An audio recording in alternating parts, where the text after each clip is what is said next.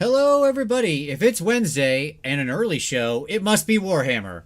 Uh, Welcome everybody to another episode of Warhammer Weekly. Uh, this week we're going to talk about Khorne. It's time for some blood for the Blood God, for some skulls for the Throne of the Khorne.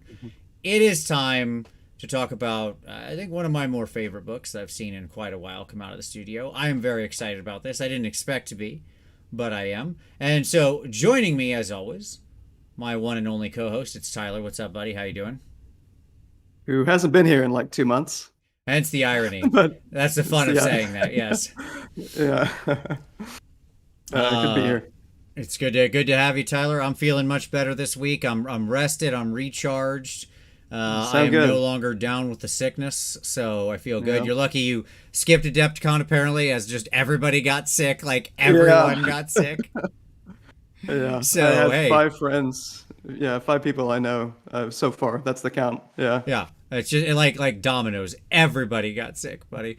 Also joining us back on the show, and we're happy to have him, Konstantinos. How you doing, buddy? No, I'm joking. It's fine. Hello. Hello, everyone. Hello from Sweden. It's nighttime over here, so checks out for Warhammer Weekly. Mhm. Thank you for having me again. We're the hobby's blessed with a lot of great corn players, so choosing the intercontinental ballistic missile coming over to you from this side of the ocean, dropping 9 inches away from you like a Valkyria from the sky, Mm. and great to be back. Exactly. Well, Gareth went on the Australian show. We've got you coming from Sweden for the US show. We're just crisscrossing. It's an international community, holding Yes. hands across the borders, all of that, all to celebrate the spilling of blood and the bringing of war for Khorne. So the by the way, Azer Weekly, that is truly great. Bloodthirster discovers ocean of blood, becomes blood quenched. Fantastic. Just starting out strong, very strong. Yeah. I So need to mention that last year my twins were just babies. Now they're toddlers. So my dad jokes have been only getting more powerful since we last spoke. Oh dear. very Oh nice. dear. Yeah, you ready for that, mate? Feel the power. Yes. I'm excited for it. So we're going to talk about the Corn book tonight, but first, of course, we've got a few small other news items and such to get out of the way. Tyler, what's going on, buddy? Yeah, Rumor Engine, as always. I mean, I've just been playing corn or not corn, Nurgle forever here, so everything looks Nurgle to me, but this looks like a Nurgle thing. I don't know. What do you guys think? It's either a Nurgle scythe or a death scythe. Both use pretty similar iconography, the nails, the rusted pits. Like it's not Mm. unusual in either way. So I'm gonna say some kind of like Underworlds or Warcry situation Yeah. for for Yeah, for one of those yeah. things. Mm. Well, my bet, because I painted those specific nails during my Nurgle years, or year Mm. last year. This is, I bet this is a Harbinger of Decay. Sure. Oh They yeah. brought it back as resin, Yeah. still resin, so this one feels right for Harbinger of Yeah. Decay, plastic. That'd be amazing. And since it's like, that time is weird, obviously. It's one of the oldest books we got, Nurgle. It Mm. seems weird to say, but it's the first book that came out in 3.0 after the box. So Mm-hmm. it's like 22 books back or something like that. Amazing. Yeah, it's been a minute. Yeah. Yeah. Yeah, and I mean, like, again, they could slide that in. It could be like you could get a new Harbinger through an Underworld's warband in the same way Right. we got like the what's her name, with the Wormspat lady with her two Blight Kings as part Oh, of an Of course, Underworld's yeah. warband, Throatbringer, right? yeah. Yeah. Mm-hmm. So like that can be a way they can sneakily replace these old resin miniatures, right? By sliding them on in through an Underworld's warband. So sure, I could see that. Yeah, Yeah. 100%. All right, cool. Well, let's hope. Because I want to see all resin that still remains in this line yeeted into the ocean. Yeah, It's definitely. terrible. Okay. Yeah. All right, What's so did next? we have the what we've got coming? Is that what's up next? I The think two that's books? next. Yeah, the two books. Yeah, so we got Soulblight and Osiark Bone Reapers this Saturday. So going on pre-order this Saturday, we have the Mortison Ossifector, however the heck you say that. little model, and then the Soulblight have Volga, the Outcast, Ivya Volga, the Outcast, who has some crazy rules that are very good against monsters, and maybe what Andrasta should have had. So yeah, she looks cool. We got the White King on Skeletal Steed coming out individually. A couple of these Vanguard boxes, both which look awesome. I love these Vanguard boxes. I think they're really good. But yeah, pretty cool weekend coming up here. Okay. Yeah, it's exciting. By the by, so that would mean normally we could pick up and do 2 more book reviews next week. Like that would be possible to just keep rolling through book reviews. But we actually have a slightly different show scheduled for next week. So we will be doing we're taking a little journey because next week we're gonna have Miniac on, and we're gonna do a little rebuttal discussion debate Lyceum show around his video that he made, and just kind of talk through it and talk about that kind of stuff. Then we'll pick up with the book reviews the 2 weeks after that. So basically the week after release and the week after that. So it's fine. It'll give us more time to ingest the books and fully formulate our opinions and things like that. Okay. Yeah. All right. Well, I think that's all the news. I mean, it's a slow news week, but I'm sure. Make way for the Blood God. That's right. We got to get straight into it. All right, Tyler. What? Let's do some pick of the week. Tyler, why don't you start us off? Just have one for the first time ever. Wanted to shout out Rob. Yep, you're picking up the slack. Shout out Rob, the Honest Wargamer, with the amazing terrain guidelines that they came out with recently. A lot of folks probably seen them, but yeah, I think it's just awesome. So he's got a set of terrain maps with recommendations on where to place terrain and some other pieces, and it's excellent. So just PDF, highly recommend it. Nice. That's it. Very simple. Konstantinos, what do you got? What do you want to share with everybody this week? Yeah, I got a few. Just a few though. I will start with my buddy Jack from Rerolling Ones and Coach, AOS Coach. They're doing their new show, Best Day Ever. I know they're calling it Finest Hour, but that's wrong. It's not even an hour. It's like 2 hours, so you cannot just call it Finest Hour. Just get on with it and go for Best Day Ever. But they just got their second episode out, and it was pretty fun, talking about new armies, new show, armies, which is nice. Pretty cool. And my next pick is a dabble. It's Christoph, it's Trovarion. He got 2 videos out about Golden Demon. One is a review of Golden Demon, which basically goes through the winners. And he also talks with Ninjon about how was Golden Demon this year. While the other one is Why Will I Never Win a Golden Demon Again, was the name of the video, which I thought was inspiring to watch. And what I'm going to say the same, like I told Vince, like it's all your fault for giving hundreds and hundreds of hours every year to help us with our painting instead of putting those hours into your own, models for Golden Demon, you losers. And why would you give 1,000 hours to help other people when you could just sit on your own and just do that? That's how you get to be, immortal. How you get immortalized, by working on your own thing. Good thought. And yeah. Well, if you want some spicy Golden Demon content, don't worry. I just saw ASL said Vince needs to do a Golden Demon recap. Don't worry, that is coming this Saturday, and it's not going to be the happiest video I've ever done. Let me just go ahead and say that, though. We're going to celebrate where appropriate. We're going to big up the artists who I thought did some really amazing pieces. But we're also going to talk in that video about what I see as some absolute fundamental flaws in this contest as it is implemented in the U.S. and why I will not be participating. So you can look forward to that. So there we go. Okay. I just don't understand. Why would people cosplay as you, Vince? You didn't even win. I know, right? It doesn't make any sense. Yeah. It makes no sense. I was happy to see some more cosplayers of myself this year. That was really great. See, that's why you got to get a cheap look. That's the key. Like my look, very cheap. Button-down shirt, glasses, green apron. That's an easy cosplay costume. You don't got to watch any TikToks or videos, anything about how to make a big complicated costume for me. I'm not a League of Legends character or something. You know, I'm easy. Yeah. Like Sunday morning over here. So I want to know where I can get some of those stickers that I saw floating around. yes. You mean these stickers right here. There you go. Those are the ones. Yes, indeed. Look at those. So what anime reference is that? I haven't watched enough anime. Is that like Fist of the North Star or something? There you go. Good job. It is Fist of the North Star. Okay. Absolutely. It kind of had that vibe to it, but yeah. There you go. One of the greatest anime of all time, of course, Fist of the North Star. You are dead already. And so we're gonna, but that's I'm gonna talk to the gentleman who did those, and we're going to. I'm gonna see if we can't just get those out there in the world.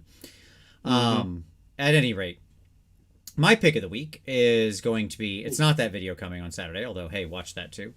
My pick of the week is if you did get to miss, or if you did miss out on Adepticon, hey, the Trapped Under Plastic from this last week was a great recap. Was their live show and a fun discussion of what they did and have a fun time, and Sam Lenz is on it, and it's absolutely hilarious, and you've got full on Conjon going on in that video and so on and so forth.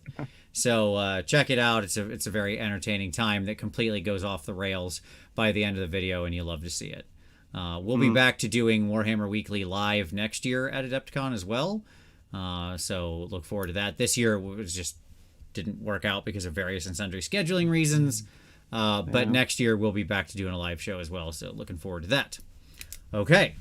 I need to talk about the elephant in the room, or the elephant in the bathroom. Yes, of course, this is a bathroom. People are like, why is it in the bathroom? She really had to go. I love that one. I have twins sleeping 2 walls away, and this is the only place he can be. So, plus I had a laundry on, so it's really warm in here, but it's fine. It feels like a sanatorium. Like there's the white tiles on the wall. It's also going to start bleeding after a couple hours. We'll see how it goes. So, Absolutely. Yeah, that's why. Perfectly fair. All right. Yeah, as I told you, you record from any room you want. All right, let's talk about some hobby time. Konstantinos, what have you been working on, man? What's been on your desk? Yeah. Or on your what's been on your I can't think of the name of the darn it. I was trying to make the joke and I screwed it up, but your sink and all of that has a particular name in your bathroom, and it escapes me. That's true. Well, I do have on my hobby dryer right here, because that's where I work. Here's a sentence I never thought I would say. I'm making a base for a blood throne. So, spoiler alert. Good call. And I'm just working on it. I was working on it there a little bit earlier. I'm gonna push. Very nice. It kind of blows because of the light, but it's getting there. Sure. Yeah. And these are, I have a commission going on, so I wanted to try some new colors, and they work. Still do. So yeah. Oh man. Yeah. Lava base for a blood throne of all things. Yeah. I love it. I have a huge converted blood throne that I love, and I'm happy I'm going to finally get to roll that out. And yes, thank you, chat. Vanity is the word I was looking for. Yeah. You know what? I'm going to use my Ragnarok old war shrine with a dude on. That's 10 wounds, so you don't care about visibility. That's a blood throne. That's a big blood throne. That's what I'm going to be using. Very that nice. One can be maybe a skull cannon. Maybe. Who cares?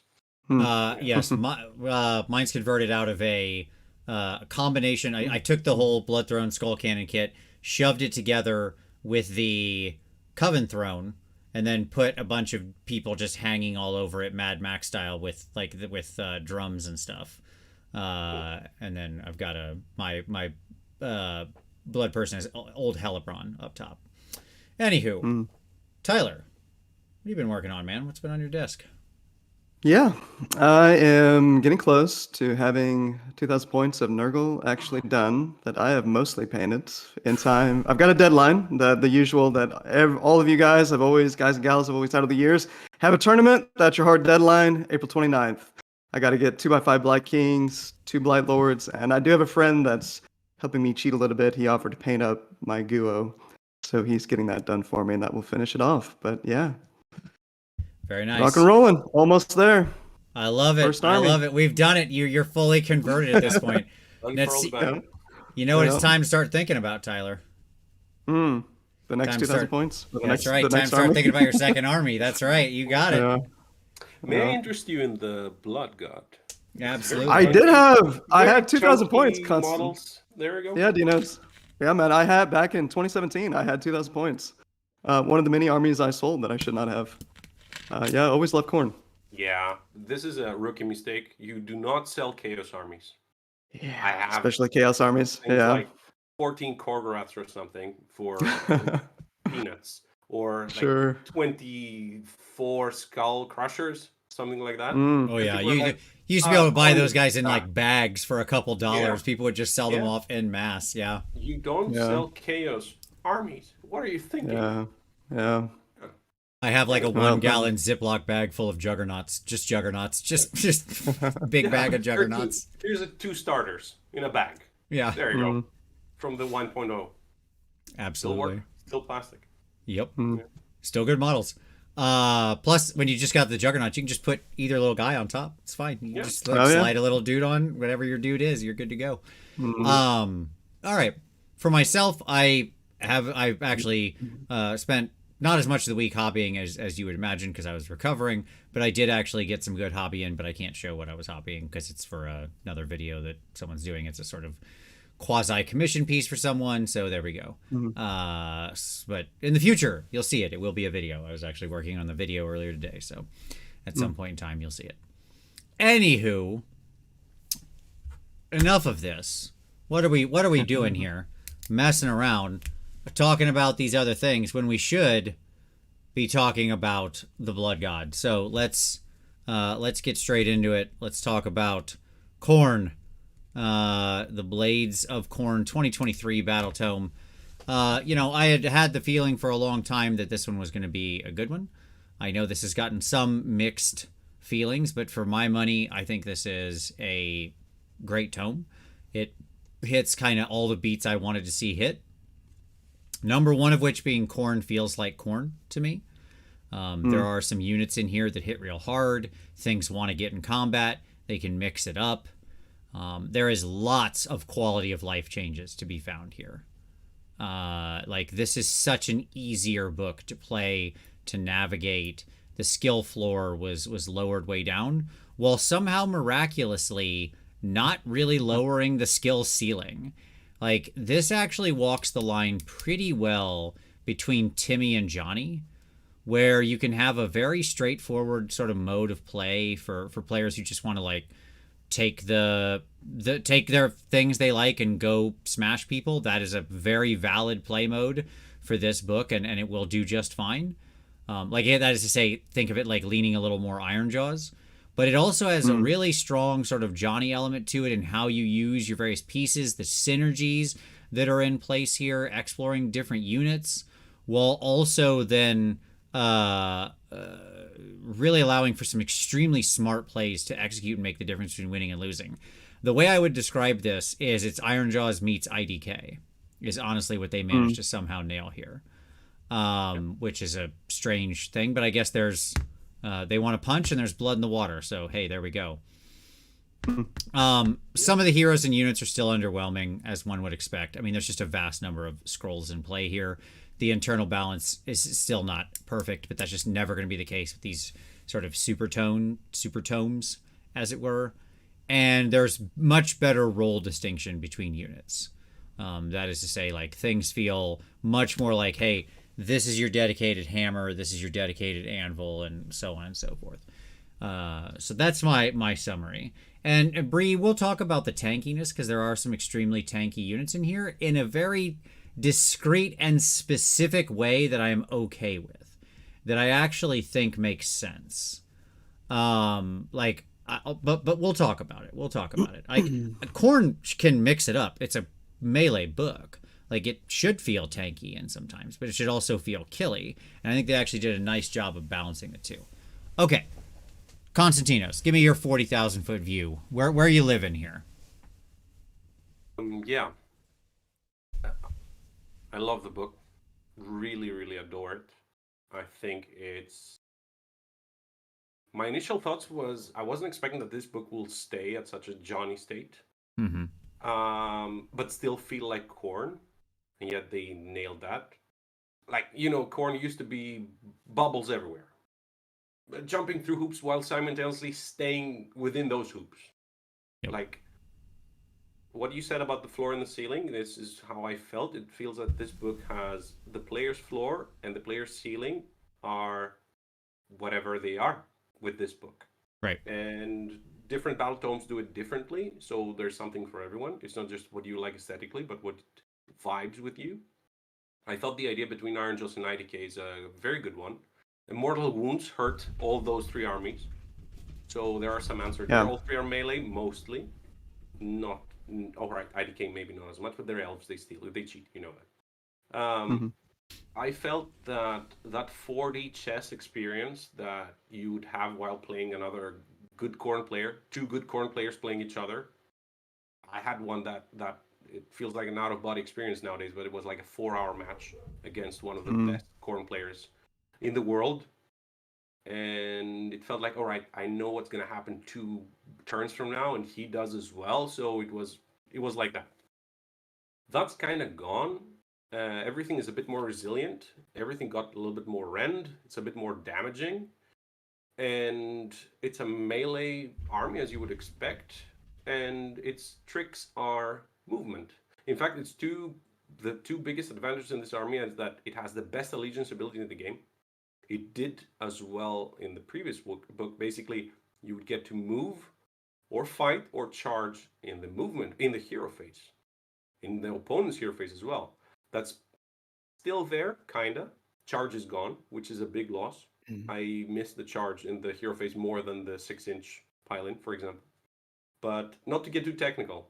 40,000 feet view, as you said. We need to talk a little bit about honest armies. I feel that in the world of Warhammer, the more honest an army is, the more damage it does. So Iron Jaws are super honest, an army. You know exactly what they're doing. They do a ton of damage, but it's not that hard to outplay or to answer. Sure. Like Maw tribes, maybe. So what do you do with an army that doesn't have that much damage? It's not pillow-fisted, as I've been reading, which is weird. But what do you do about that? You need tricks. And Khorne has tricks. And its 2 allegiance abilities, Blood Tithe and Prayers, cannot be interacted by the opponent, which is huge. Yep. So my opinion is that this book is not unlocked yet. People who do not see the damage, I would like to remind them 2 years ago when people could not see the Nurgle damage when it came out. It's another book of tricks, that one as well. I think we'll have a very interesting talk today, and we will see, maybe we can try to unlock it a little bit. Absolutely. So, yeah. Tyler, what about you? Where are you living? Yeah, I like that you guys have emphasized your thoughts on the skill floor, so the floor and the ceiling on this. It sounds like you both think it does have very high potential in the hands of good players. Yep. Okay. So that is my assessment of this book. In general, as a TLDR, I'm not feeling very tuned into the ecosystem, the meta, where the game is right now. We've got this flurry of books. I haven't played at a grand tournament. I don't really feel that I have a good sense of where we are. When I read this book, though, I see a lot of things that get me excited about just how they've designed it. Like, I think there's incredible variety that's viable now. There's so many Warscrolls that you can take that are interesting, that have a role, as you guys have emphasized. I'm basically Johnny with the secondary Timmy and Spike, but hardcore Johnny like you, Dinos. So when I read this book, this is an extraordinary Johnny book. It has a massive toolbox. Yeah. And I mean, there are so many tools that it has. But I do have some concerns about this book in the hands of good players. But those concerns are tempered by my feeling like I don't have a good sense of where we are in the game right now and what is actually going to be strong and what are some of the potential counters with it. But I don't know. Yeah, maybe I'll get into them as we go through it. But I think there are a number of elements I'm definitely concerned with this book. Yeah, I think the meta is going to be so up in the air over the next 2 months, anyways. Between 2 more new books coming in basically next week, week and a half, whatever, right? And then potentially Seraphon, we know not too long after that, that's going to be a huge shakeup because that's always been a dominant force, and assumingly that new book will move them around somewhere. And then potentially right on the heels of that, you've got a new GHB, right? So, I mean, like, my answer is it's going to be Wild West for April and May, right? Yeah. And probably most of June, and we're just going to live with that, right? Like, it's just going to be a wild time. And I think in the other thing I think, Tyler, it's important is that chaos is a ladder, and Khorne is ready to climb that ladder. Okay. Oh yeah. Let's get into some allegiance abilities, shall we? Let's remove the mystery, and let's start talking about some of the actual abilities here. Okay. We got 3 main allegiance abilities we're going to be concerned with here, which is the Locus of Fury, Murderous to the Last, and the Hatred of Sorcery. Now, obviously, we also have Blood Tithe. Don't worry. That's the biggest of deals, but it's going to come in just a moment. I want to cover these 3 smaller ones first, because they're all still relevant. So, Locus of Fury, in shortest order, okay? This is a 5-up ward for your demon units against effectively shooting attacks. That's where it's most often going to probably pop up, but it can also obviously pop up for spells and stuff like that too. The key is they have to be 8 inches from all enemy units. All right, and they can't have retreated at all in the game. So obviously this is hey, here's something to help you get closer for your bloodthirsters, your bloodletter, host, stuff like that, right? Very simple a thing to understand. Simple locus. When you're not near the enemy, here you go, right? Now, obviously, the enemy knows about this and can certainly negate it to some degree. They don't have to move into combat with you to negate your ward save. They just have to move within 8 inches.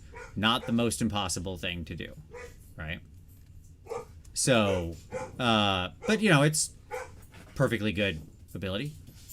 I see we're about to get a visit here. Yes. There you go. Yes. Hello dear, how you doing? Good, how's it going? Good. Are you here to talk about Khorne? About who? About Khorne. She can't hear you. No, she can hear me. I don't think so. Yeah. Yes. You like dogs. This is the one with dogs. This has corn dogs in it. Yeah. See, I never mentioned that. I never mentioned the fact that this is why it's the best army. It has battle line dogs. It has battle line dogs. It has more named dog characters than actual named characters. Right. Can I make one of the dogs like one of the? Can I use my Dungeons and Doggos? They can be very angry. Sure, absolutely. We'll need to rebase them, but that's fine. Okay.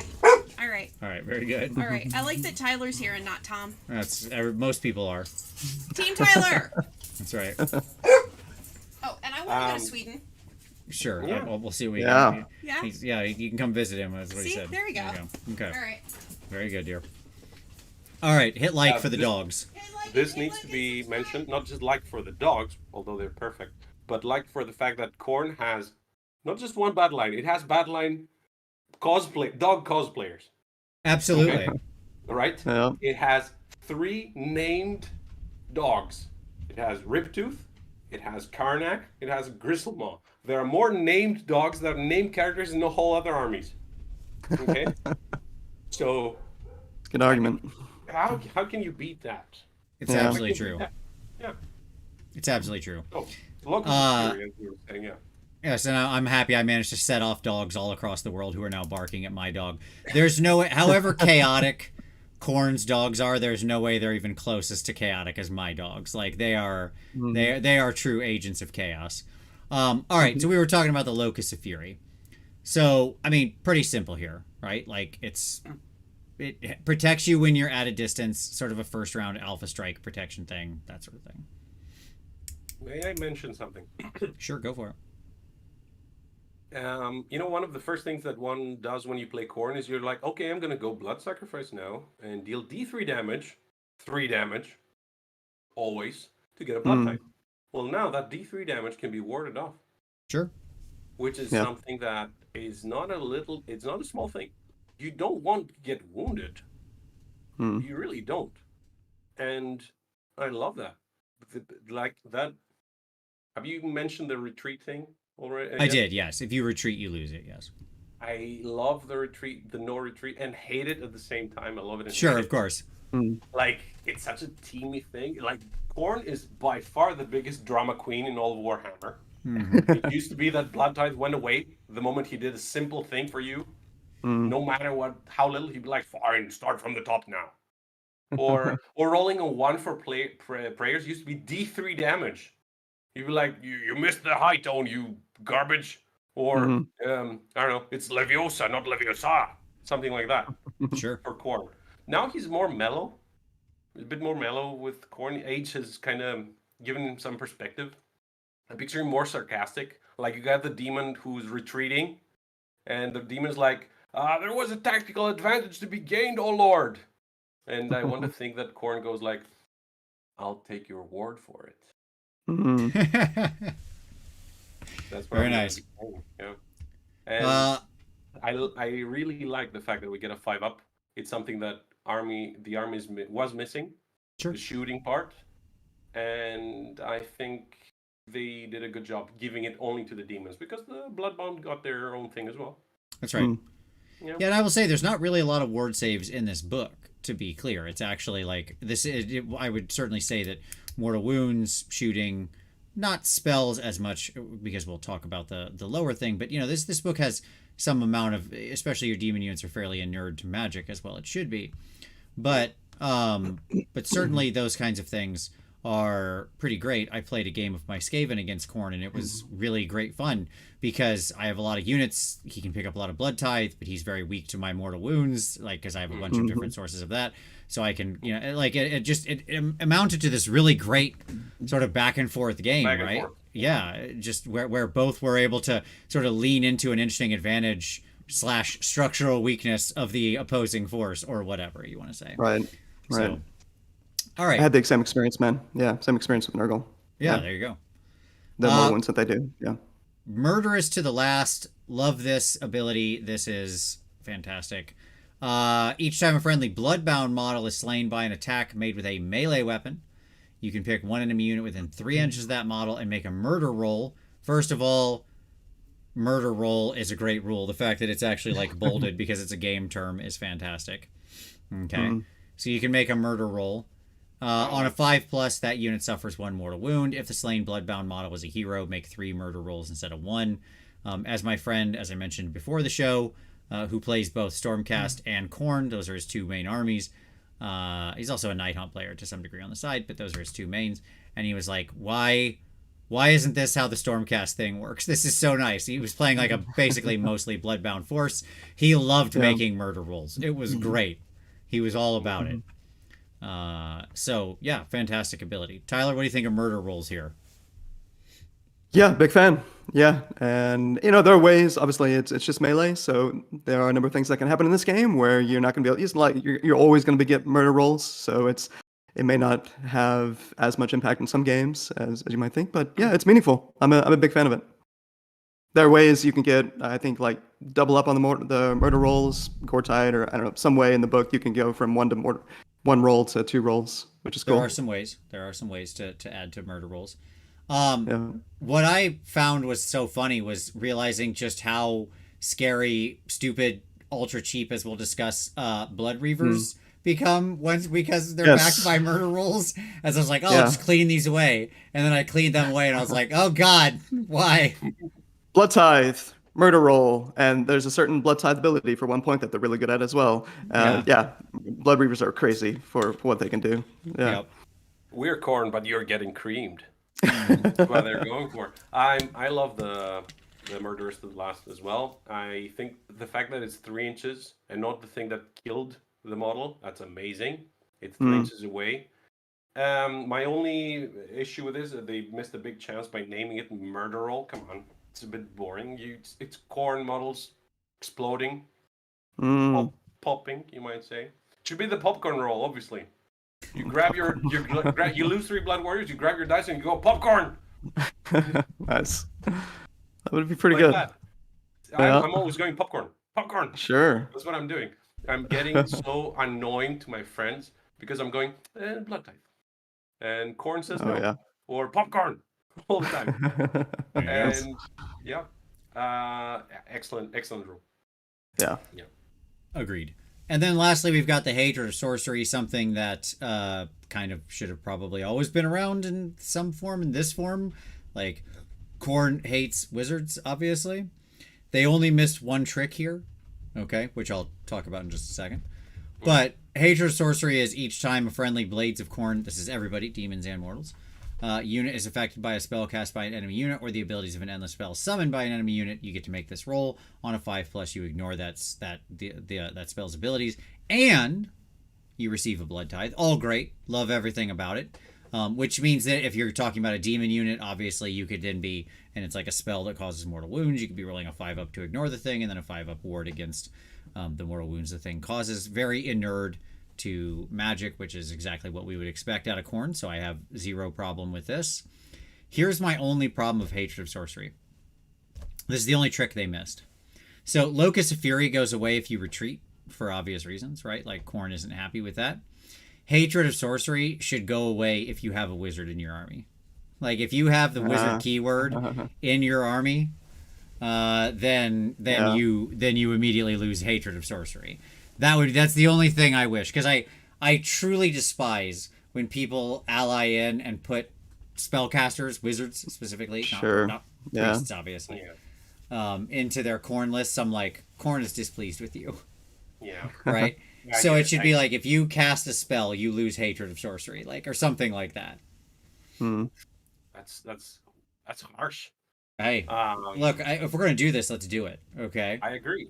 Like, all right, every army should do this. Okay.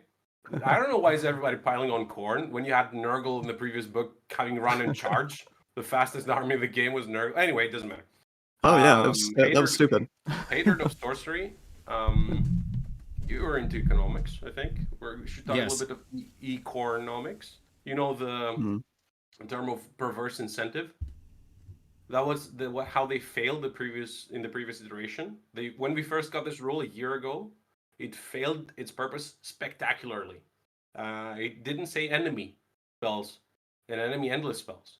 So perverse incentive is an unintended and undesirable result that is contrary to the intentions of its designers.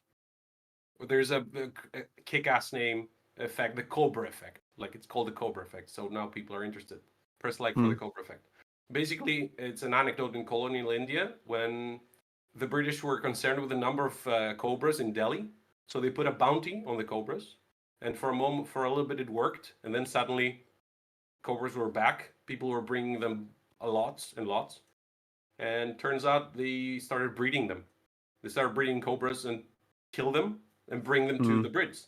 So the British said, all right, we're going to stop this measure. And the farms just let all the cobras go, and now they had even more. So basically, that's what the previous iteration was. Oh, so if I use spells, I can get blood tithe. Torghast shenanigans. Bring Be'lakor in. Get an arcane tome.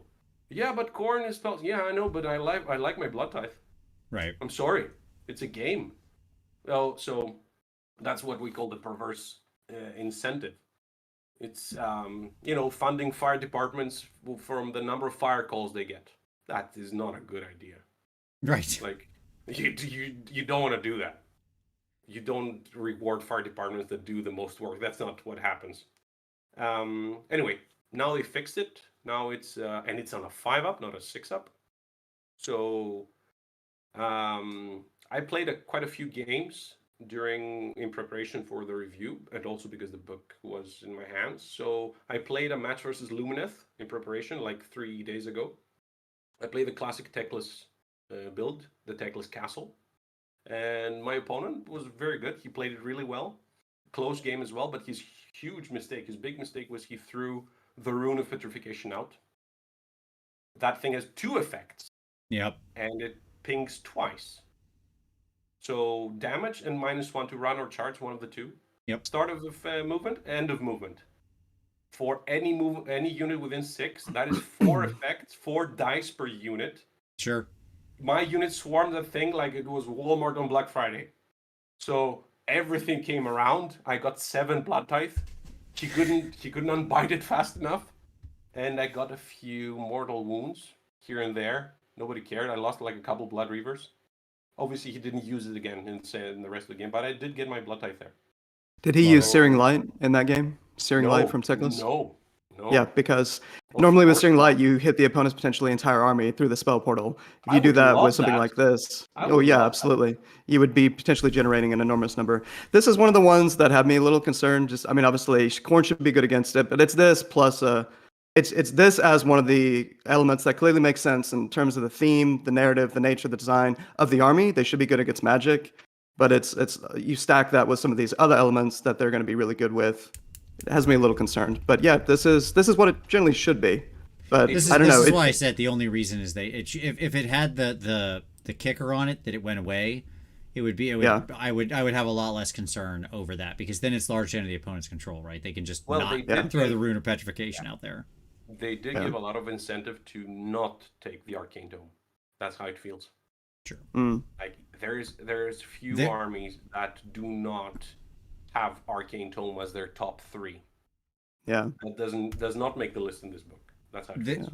There is a very fun thing that we'll talk about at the end that I truly love for that will punish any spellcasters you happen to have in this army that I'm excited about. So okay.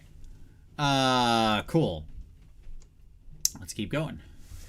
Let's talk about some Blood Tithe, obviously our other very big ability. Blood Tithe is Blood Tithe. You earn a Blood Tithe point when a unit dies. Yours or the enemy's. It's Blood Tithe. It's sometimes an idea is just really good. This has been around basically since V1, and it's still there, which is great. Important things to note: we have a new table, new options, as Konstantinos already mentioned, and we don't dump the pool, okay? But you can only buy one reward at the end of each hero phase. And Rising Hatred and Slaughter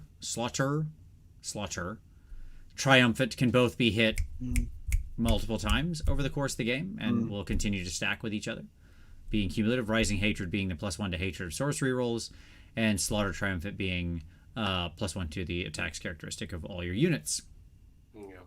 So both of those are cumulative. Every time you punch the button, it just becomes a static buff you get for the rest of the game, and it keeps stacking with itself. Okay, so Konstantinos, where are you feeling on the Blood Tithe table? I'm not going to read out all 8 things here, but for my money, I think all of these have some value. Yeah. We are going to talk a lot about Murderlust, which is a game changer.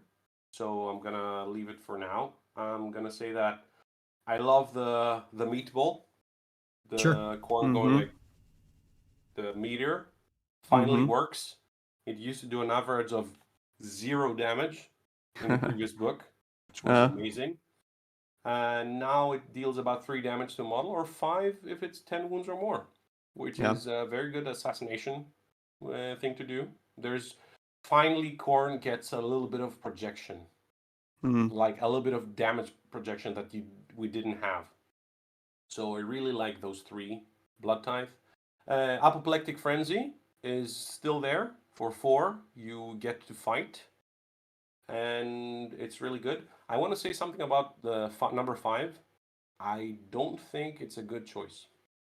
Sure. I think going down to a 4-up is a bad idea unless you're playing, I don't know, Slanesh maybe?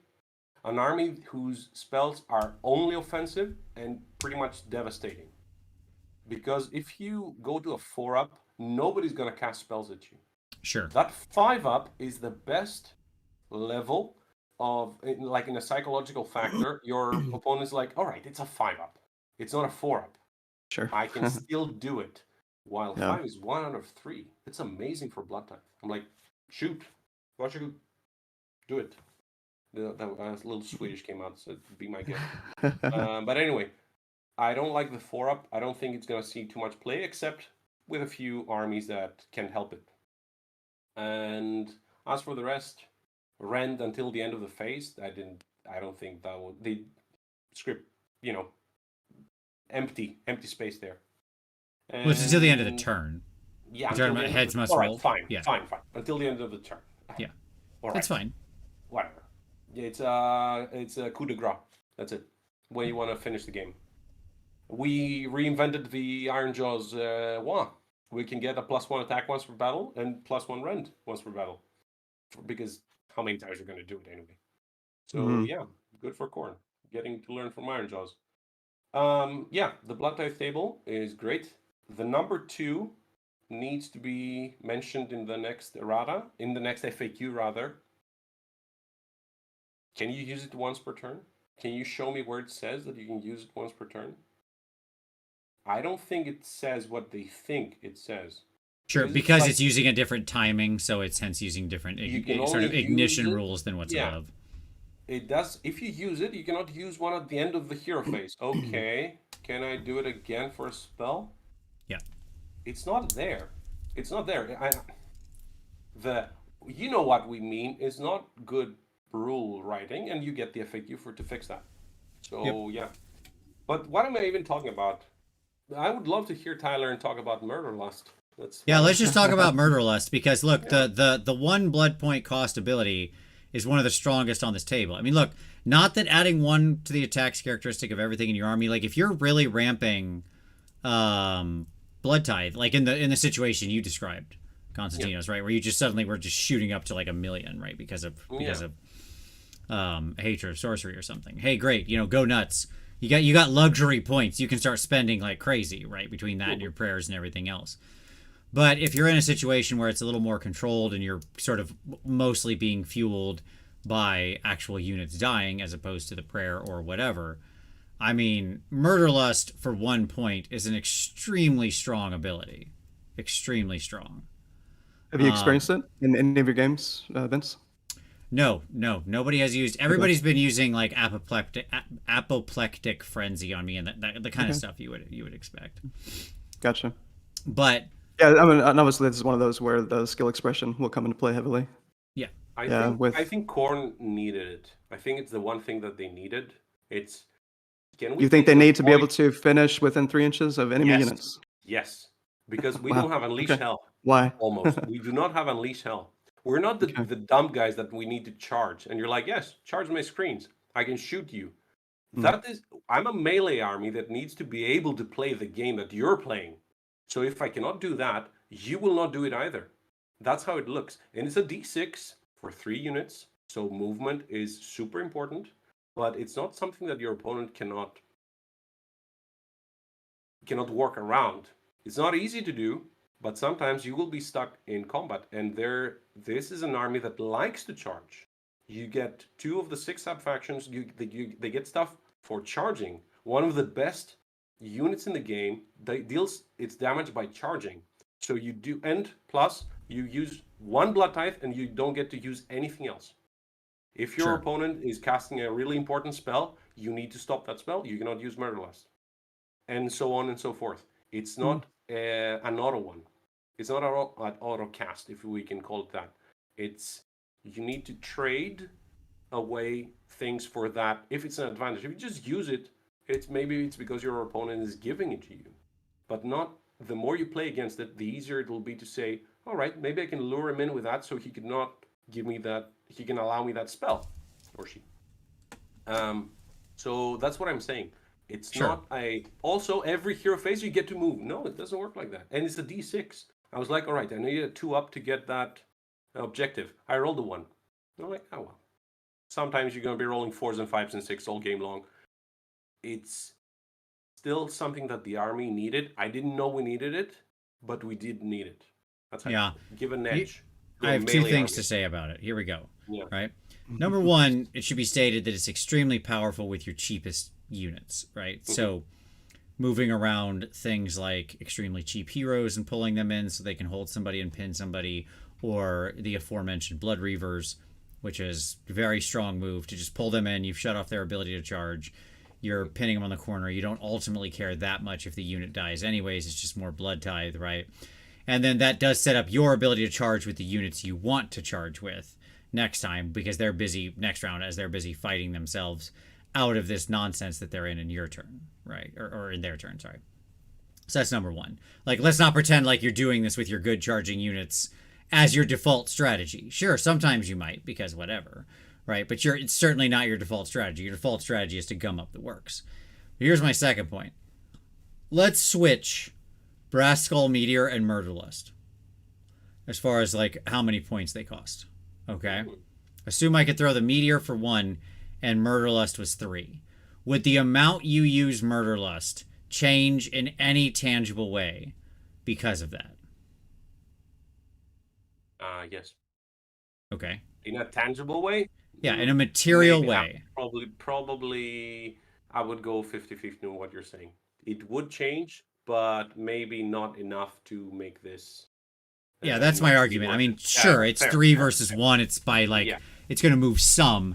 But my argument would be you'd just be like saving toward it. The fact that it's the bottom thing on the table when it's clearly one of the most techie, powerful things, right? Whereas just like hurling direct damage at somebody is like, okay, that's cool. Like, it's in the wrong place. Moving into combat without charging is about as close as you can get to sort of one of those third rail touch things, right? In Age of Sigmar. So I'm very sus of this. It's violating one of those core rules that I'm not sure we should be violating. And the fact that you're doing it at the cheapest possible offering with any unit in your army, right? And it's not even like you got to get D3 units. No. We're locked in on 3. This isn't a badly written book where it's like D3 units move D6 inches. No, none of that crap. We're straight at 3, baby. So, like, let's not pretend like it's not super powerful. It is super powerful. It is. Yeah. That's why I said I think it's something that they needed. The way that Sylvaneth getting the jump, shoot, go away. Yeah. Something that we never had and felt in the beginning like the world was ending. But people kind of started working around it. Sure. So and that's ultimately where I think this will fall. I'm obviously biased, right? Sure. Because I'm like, when you said about the meteor, I'm like, wait, damage projection in Khorne? That's why I was like, I'm not sure. But I get what you're saying. Yeah. I do understand what you're saying. I think that people will still be able to work around it. That's how it feels. Absolutely. I don't think it's like, oh, it's broken, oh, it's bad, it needs to go away. I don't think that at all. I think it's too strong for the position it's in. That's ultimately my argument. Gareth says you don't have 3 tithe round 1. Oh, I'm not so sure about that. Yeah, I don't know about that. Maybe not. But yeah, ultimately, it's a good table, lots of good options, and this is one of the big skill testers of the army. Like, being able to navigate and utilize this table with your extremely hard, limited opportunity cost, right? Because you can only get one of these per hero phase, and you're managing this pool of resources, is what's going to skill test the army, and what still keeps it being a very Johnny high skill ceiling force. But at the same time, okay, like I said, if you're just somebody who wants to play and like wants to roll with the army, you know, apoplectic frenzy sitting at 4 is like a pretty reasonable thing to just do, you know? And like people will have fun with it, and they'll be like, yeah, I've got my smashy guys, they're in combat, and then it rolls around to a hero phase, my smashy guys are still in combat, I would like my smashy guys to fight. Okay. And they'll feel perfectly happy with that choice, right? It'll be like, yes, I did a Khorne thing. So, you know, like, there we go. So that's why I say this is a very Timmy Johnny book that can play very comfortably in both places. And I think it's all right. Can we talk a little bit about what the book lost? Mainly the 2 things, 6-inch pile-in and double pile-in. Sure. Can we mention that? Because it's the other elephant in the room. Like, I don't know, for those of you who only knew Khorne as opponents, double pile-in was not an allegiance ability. It was locked inside a sub faction. or rather, all other command traits were locked outside. That's how it felt. Reapers of Vengeance was it same thing as Khorne, basically saying. Like, did you know that there was a general command trait in the old book that used to say, when your opponent's charge phase is over, you get to charge? Yeah. That was a general command trait in Khorne. Nobody ever ran. Amazing command trait. I wish we had it today.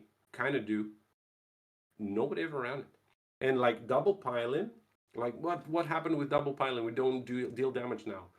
Are we living in the same world? A world where roar exists? Where not being able to issue or receive commands exists? Double piling was bad strategy. That's how it felt.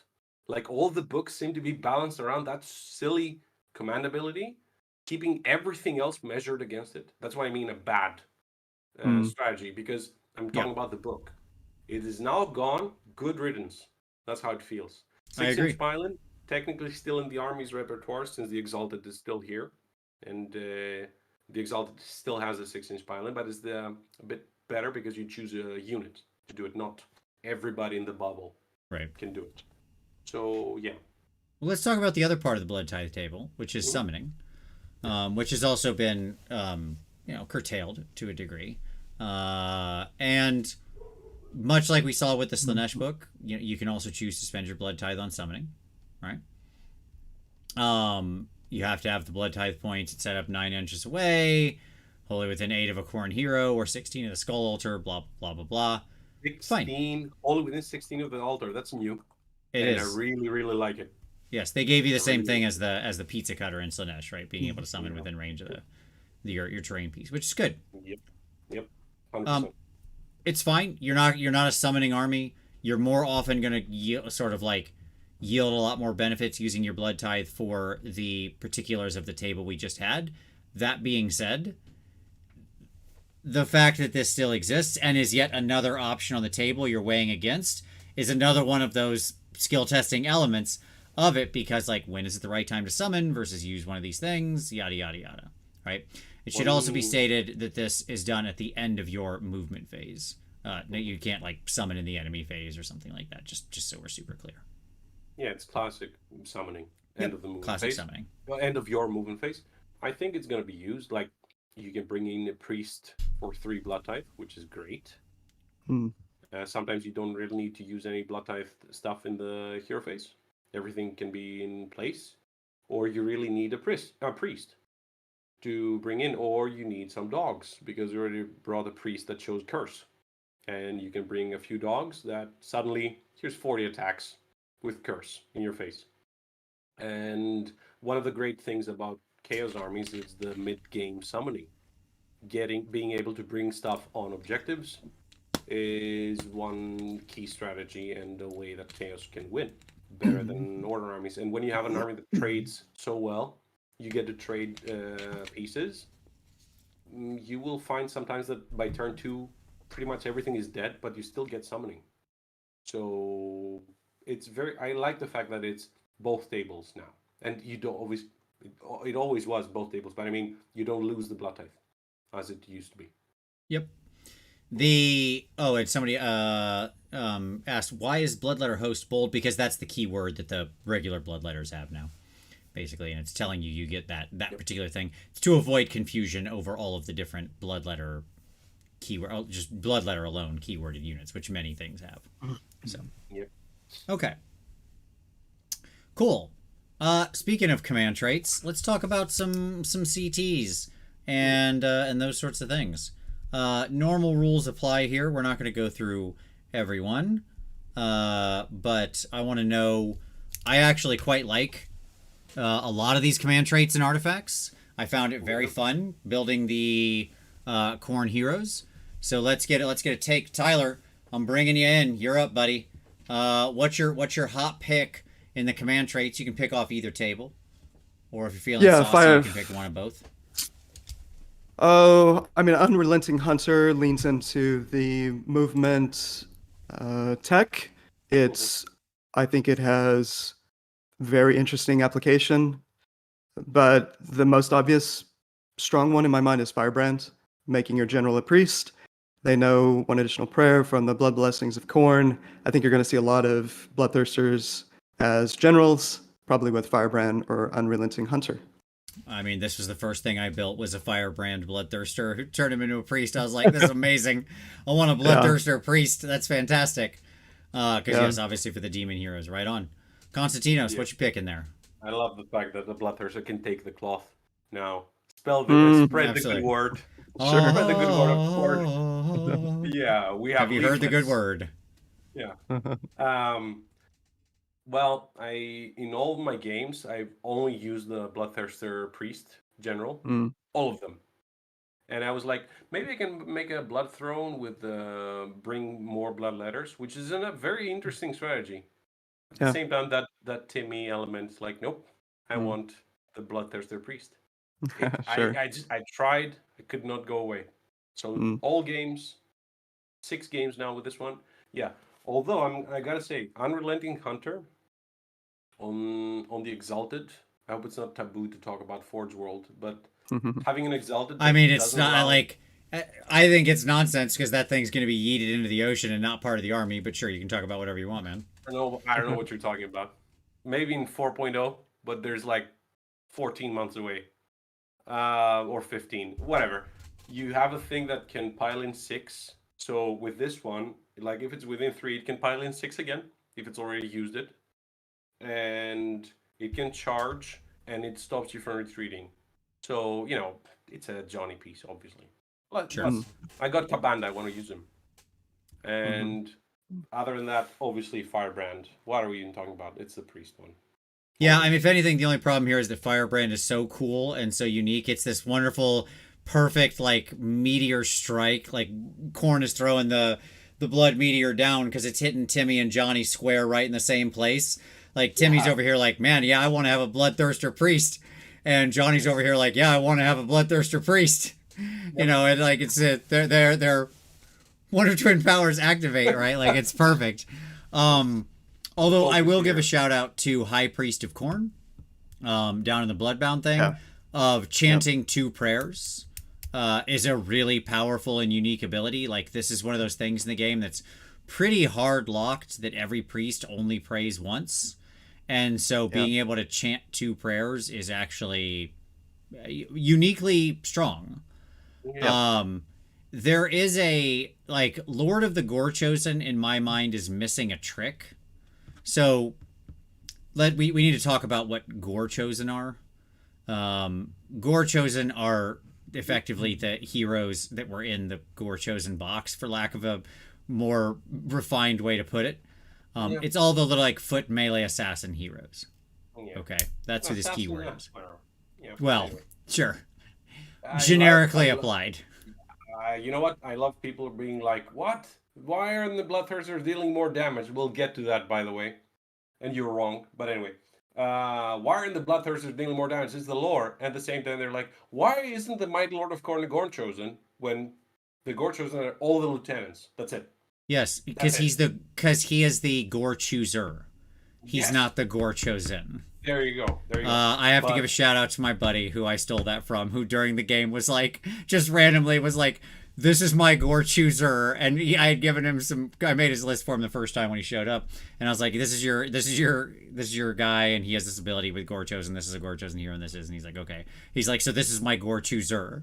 And I was like, yes, correct. Perfect. I'm stealing that for the show. So. May I ask, which model was it? What was the Mighty Lord of Khorne? Okay, excellent. Yeah. Because I was painting one of them, and I had a friend who's like, what is Dino's doing? He's painting a dude walking his dog. Yes, yes. I love it. The guy walking his dog. Exactly. Walking his dog. That's it. That's from now on.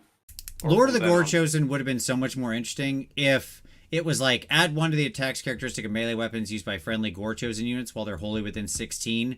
In addition, like, Gore Chosen heroes lose the leader keyword, or you may select 3 additional Gore Chosen heroes, or, I don't know. You get what I'm saying, right? Like, I'm not trying to write the specific off the Fire Slayer's book and just shove it in there. That's it. Right. If this was the command trait that turned them into non-leaders, so you could just, like, run a whole bunch of these idiots around, right? Then we would be like, and you could put some reasonable cap on it, right? I don't want to make it like, oh, it's my entire army of 80-point heroes. but like whatever. That would be so much Dwarves can do cooler. it. Yeah, Right. of course. Right. It just that just feels like such a trick being missed there. Yeah. So I think they were like instructions unclear. Skull Taker does not have the hero keyword and has the leader keyword. Their leader role. That's what happened basically. right. Right. And it's funny too because we do have that with Karnak, who is like a hero dog who doesn't have leader, and yet here we are not applying this technology that exists in the book in this extremely obvious way. Like I read that and I was like, there's text missing here. It just jumped off the page, right? So The okay. diabolical purpose. Add 1 to the damage characteristic of your general. Amazing. Wait, there's more. Right, yeah. That target an enemy hero. No, Why can't we just give these are the Why? foot bloodbound guys? Just make it plus Yeah. 1 damage. It's Yeah, fine. you're like, huh? Oh. And it's funny too, because let's flip to the artifacts. Here we got basically the correct functionality on a lot more of the stuff where it's just like, you know what, let's just pass out the strict mechanical bonuses, right? Like let's just go to the numbers, baby. So Konstantinos, what's your pick here? Artifacts? Yeah, let's go artifacts, yes. Oh man. They're so good. I sent you a list. I don't know if you noticed what artifact I gave to the Bloodthirster. I didn't look. No words.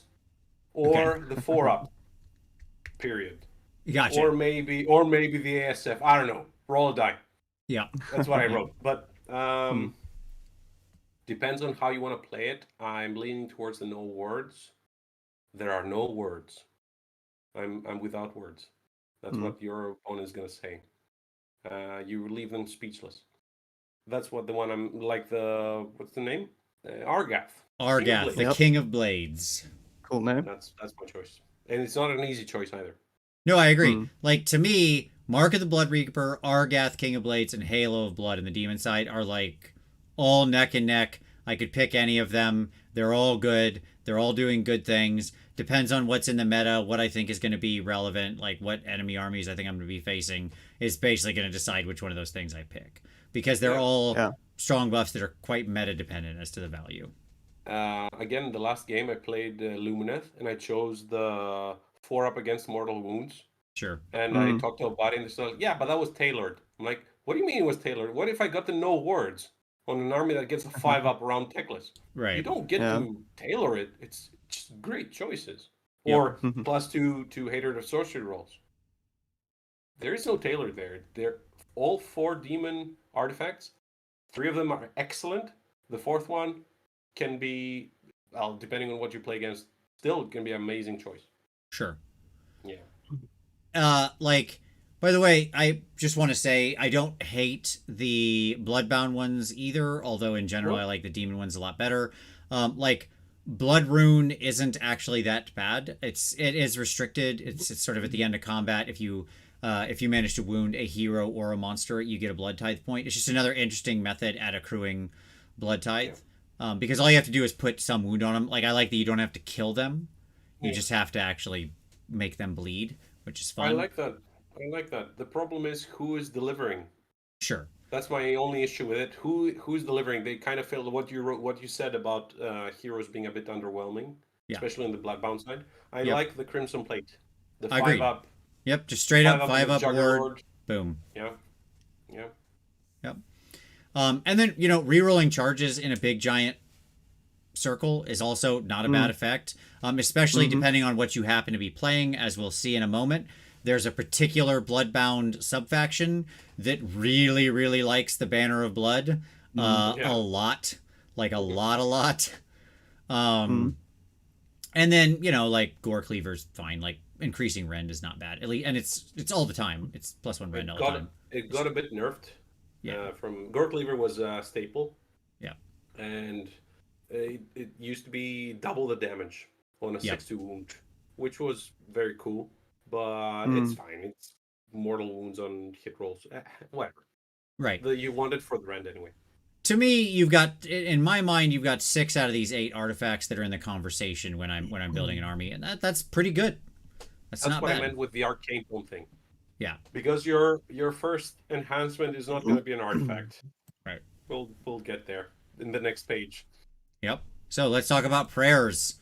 Okay. We've got some prayers. Here they are. Konstantinos, talk to us about prayers. Yes. Where are you living? Hallelujah. I have all of my lists have had the double prayer enhancement. I Yep. never played with more than one artifact, the starting artifact, because double prayer. The prayers are so great. It's so amazing. You have something that cannot be stopped by your opponent. Although they already started with the OBR today. You get -1 to chant. Come on. Stop it. Enough. We Well, I would even point got out the that book regular yet. Slaves to Darkness had that, Yeah. but it was for non-chaos priests. But You're yes. right. You're right. Anyway, I really like the fact that everything is in a 16-inch range. Yep. So easy. Every single prayer in the book, bar blood sacrifice, as was always the case. 8 inches for that. Everything is 16 inches. If you can target an enemy, within 16. If you are targeting Khorne, wholly within 16. So easy to remember. Also, it's always 3 or 4. I really like this.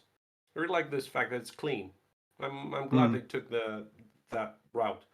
As for prayers, there's 2. No, I love them all. But I'm gonna. No, I agree. Like, these are all actually really strong. Yeah. Like, just a rundown. Let's do it this way. Let's do the quick hits. Okay. Yeah, go ahead. Blood sacrifice builds blood tithe. Fantastic. Yep. Obviously, that's good. We want D3 blood tithe. Right. Yep. That you Blood can award bind. now, by the way. Yep. Bloodbind moving enemy models. I mean, come on now. We know that's good. Why would we not want to do it? It's great. Yep. Right. The fact that they can move within 3 inches of you in the same way you can move within 3 inches of them is also a very funny thing. Yeah. Used to be that was the case. I'm going to talk about Bloodbind once you're done with them. Sure. So go ahead. Bronze Flesh, your classic +1 to save, your Mystic Shield, always good. It's baseline, but it's solid. Mystic Shield is the best spell in the game. Bronze Flesh is a fantastic prayer. It's pretty straightforward. Killer Instinct is wonderful. Target a unit, make a normal move. Again, moving out of sequence, like say in the hero phase, is pretty good. Now we're talking about multiple ways to move out of sequence in the hero phase. Move a unit, and also use your blood tithe to make a move again. This stuff is really powerful and potent. Again, this is where we get into like where you can play it pretty straight, or you can have these unbelievably skillful plays that come out of players, and stuff like Killer Instinct is absolutely that. Yep. The Unholy Flames, fantastic. Like extra rend. Okay. We finally discovered Rend in this army. Yep, exactly. We Like played against Daughters of Cain so many times. They're like, +1 Rend prayer. How did we not think about that? yeah. Like, that was the time. Turns out rend is good. Giving bonus rend is also good. And then Witchbane Curse, which is notable for not having a range. It's just visible to the chanter. That dude. That dude, yes. And it can just put a nice little penalty to their casting rolls on them. And make them take damage if they fail casts. So, cool. Which is great, because that damage will trigger both if they fail to cast or if you unbind, and you obviously have some pretty good access to solid unbinds. Okay, quick rundown done. There we go. Back to you. I like the idea that you can have a Cygor with you. They're like, did you fail the spell? D3 damage. Did you make the spell? Damage. Go on. All the time. It's fine. It's just funny. The fact that you get to normal move your Bloodthirster priest. Here comes the Pope right in front. 12 inches. And then he goes, get over here with the Scorpion pull of outside of 16 inches into 8. Suddenly, like, there are no castles anymore. Fire Slayers are suddenly just dropped a full tier because of this exists. I played the castle. Those walls came down fast with Bloodbind. Sure. Because you go normal move the Thirster, Bloodbind, you can move him back in the movement phase. He hasn't actually moved yet, and it's not a retreat because you're in combat. But it used to be on a 4-up, move as many inches closer, and you can get into combat. Now it's on a 3-up, move 8. The quality of life improvement is vast with Bloodbind. Bloodbind is by far my favorite. It used to be my favorite prayer, and now it's just 10 times better. with the normal move being the second one, and obviously Blood Sacrifice, which you never leave home without. Sure. Yeah, but all of It's them are exactly good. your point. You've All got a of them are lot of good. good prayers here, all competing for usage. 100%. Yeah. Like, I it's just played Fire Slayers with the previous book on game 5. I used Bloodbind 4 times. Like, I felt bad for my opponent, but it felt really good against the army. So, yeah. And now it's going to be much easier. Yep. So, yeah. It's very strong. But again, just to like, and I know I keep banging this drum, but I really want to point this out. Like, when I gave this to my buddy to play for his first game with him, I just gave him Bronzed Flesh and Unholy Flames. Yeah. Right? Just Rend. straightforward, Rend is simple. it. Yeah, obviously, +1. This one's +1 save. This one's +1 rend. He was like, great, got it, easy, make my units better, go kill things, done. And it was just like, it was very effective. It's no problem, turns out. You've said it before. What's the best spell in the game? It's Mystic It's Shield. Mystic Shield, obviously. And you got Slaves to Darkness. Well, +1 save is great. How about +1 hit and wound? Like, that's why I said Slaves to Darkness, like Iron Joes, they're an honest army. There's a list you can run through a spreadsheet. If X, then Y with Slaves to Darkness. And like you say, you can do it with Khorne as well. But the better the player gets, the more options open up. Yep. So that's why I really, really, really like this book. Yep. So Agreed. Yep. All right. Boom. Let's talk sub-factions. I have a favorite. They're all up here. People can read them. They can see what they do. There are effectively 3 demon-focused sub-factions and 3 bloodbound-focused sub-factions. This isn't my favorite sort of design method.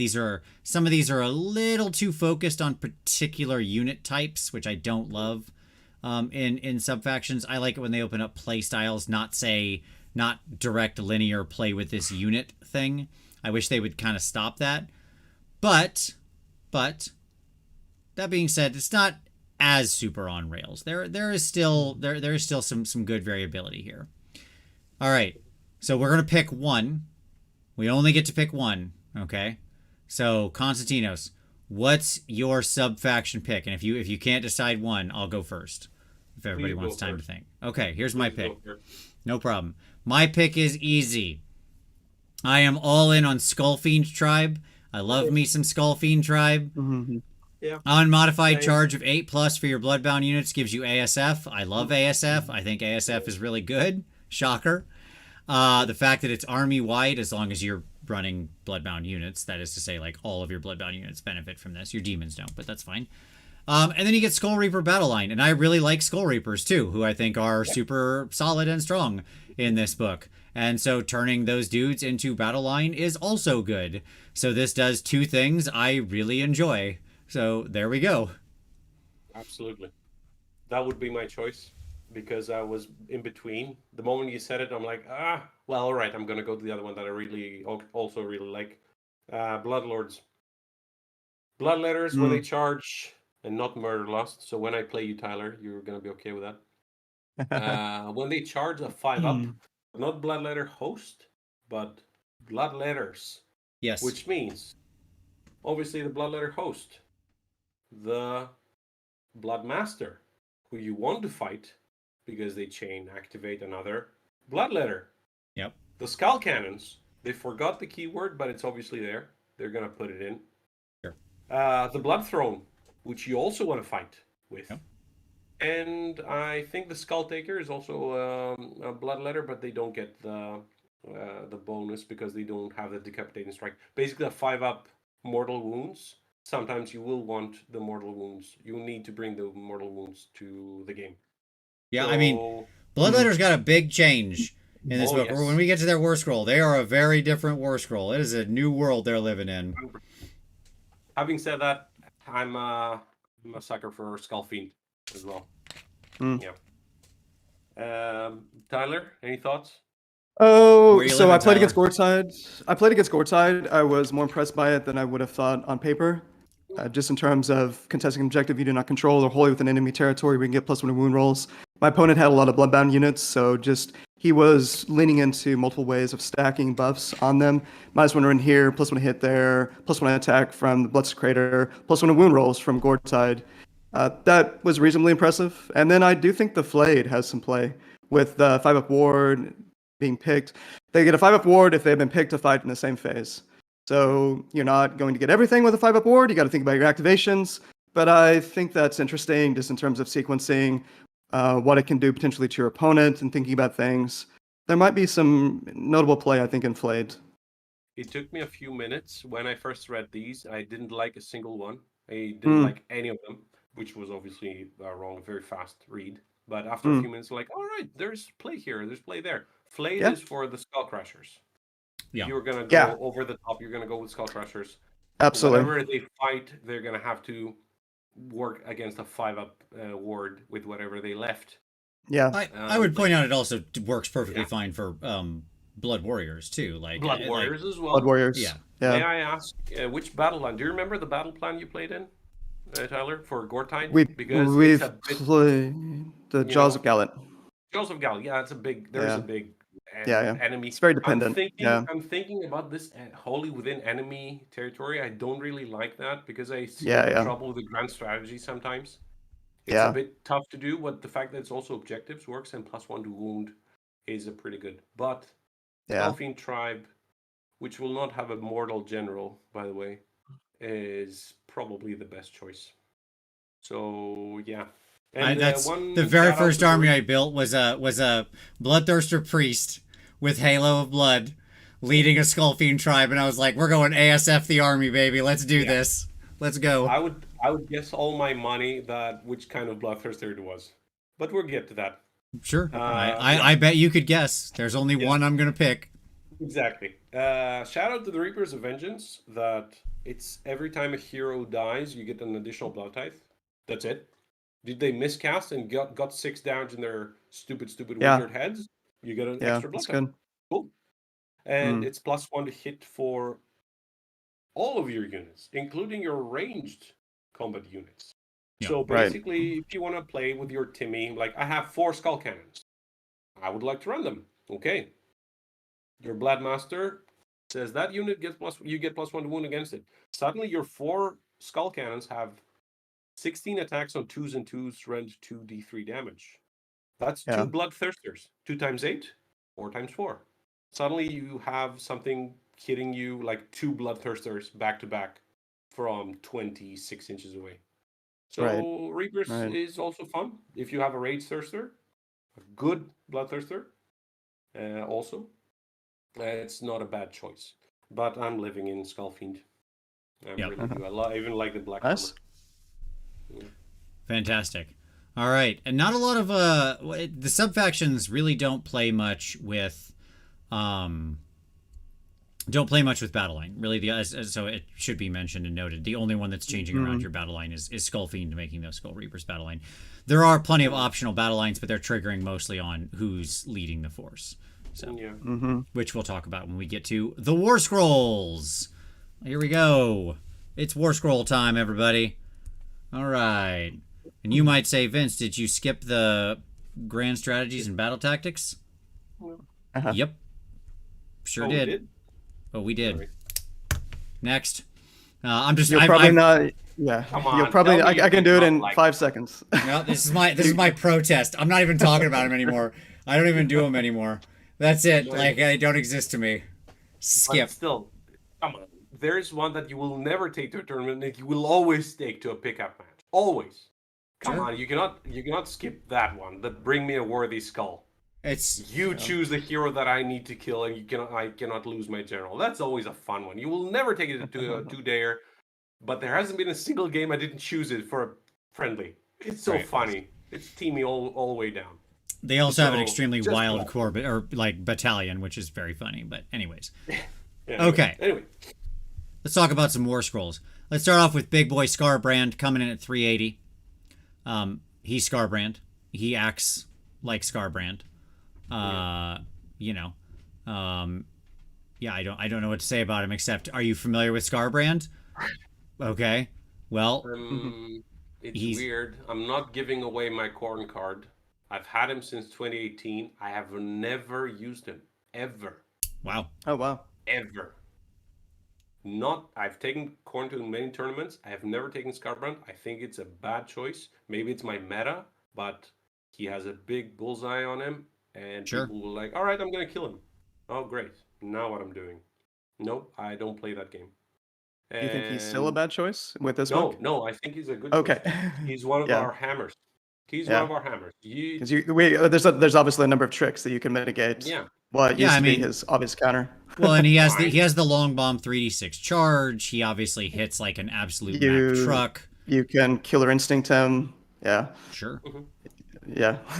Like, Yep. I think that when you have something that it can go 16 plus 46, Yeah. it can be there from the other side of the room.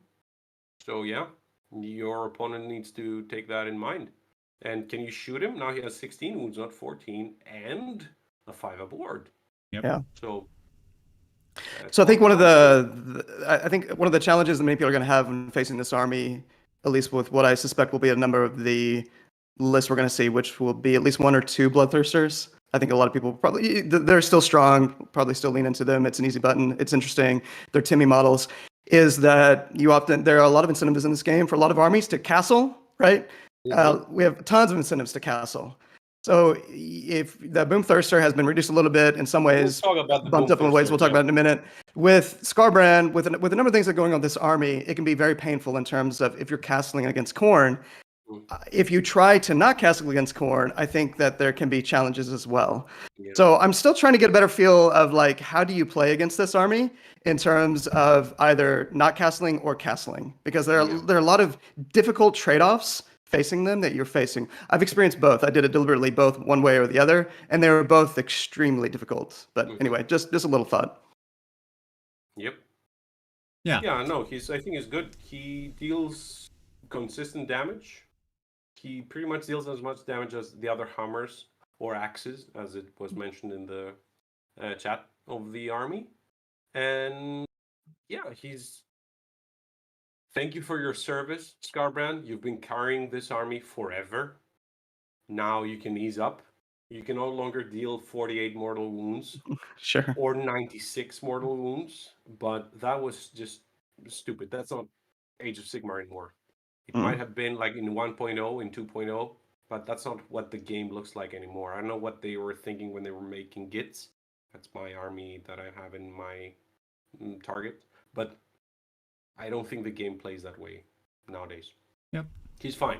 He's fine. I think he's 380. I think that's the correct point value for him. What's written on this scroll, feels pretty dead on. All right, let's talk about our Bloodthirsters, the rest of them. And I do have, I know you kind of made a motion at this earlier, and I am going to talk about it. I don't think Bloodthirsters are costed correctly. They have the same cost. What's that? The fact that they have the same cost. Well, they're all 330 points, which is true, but that's not actually my issue.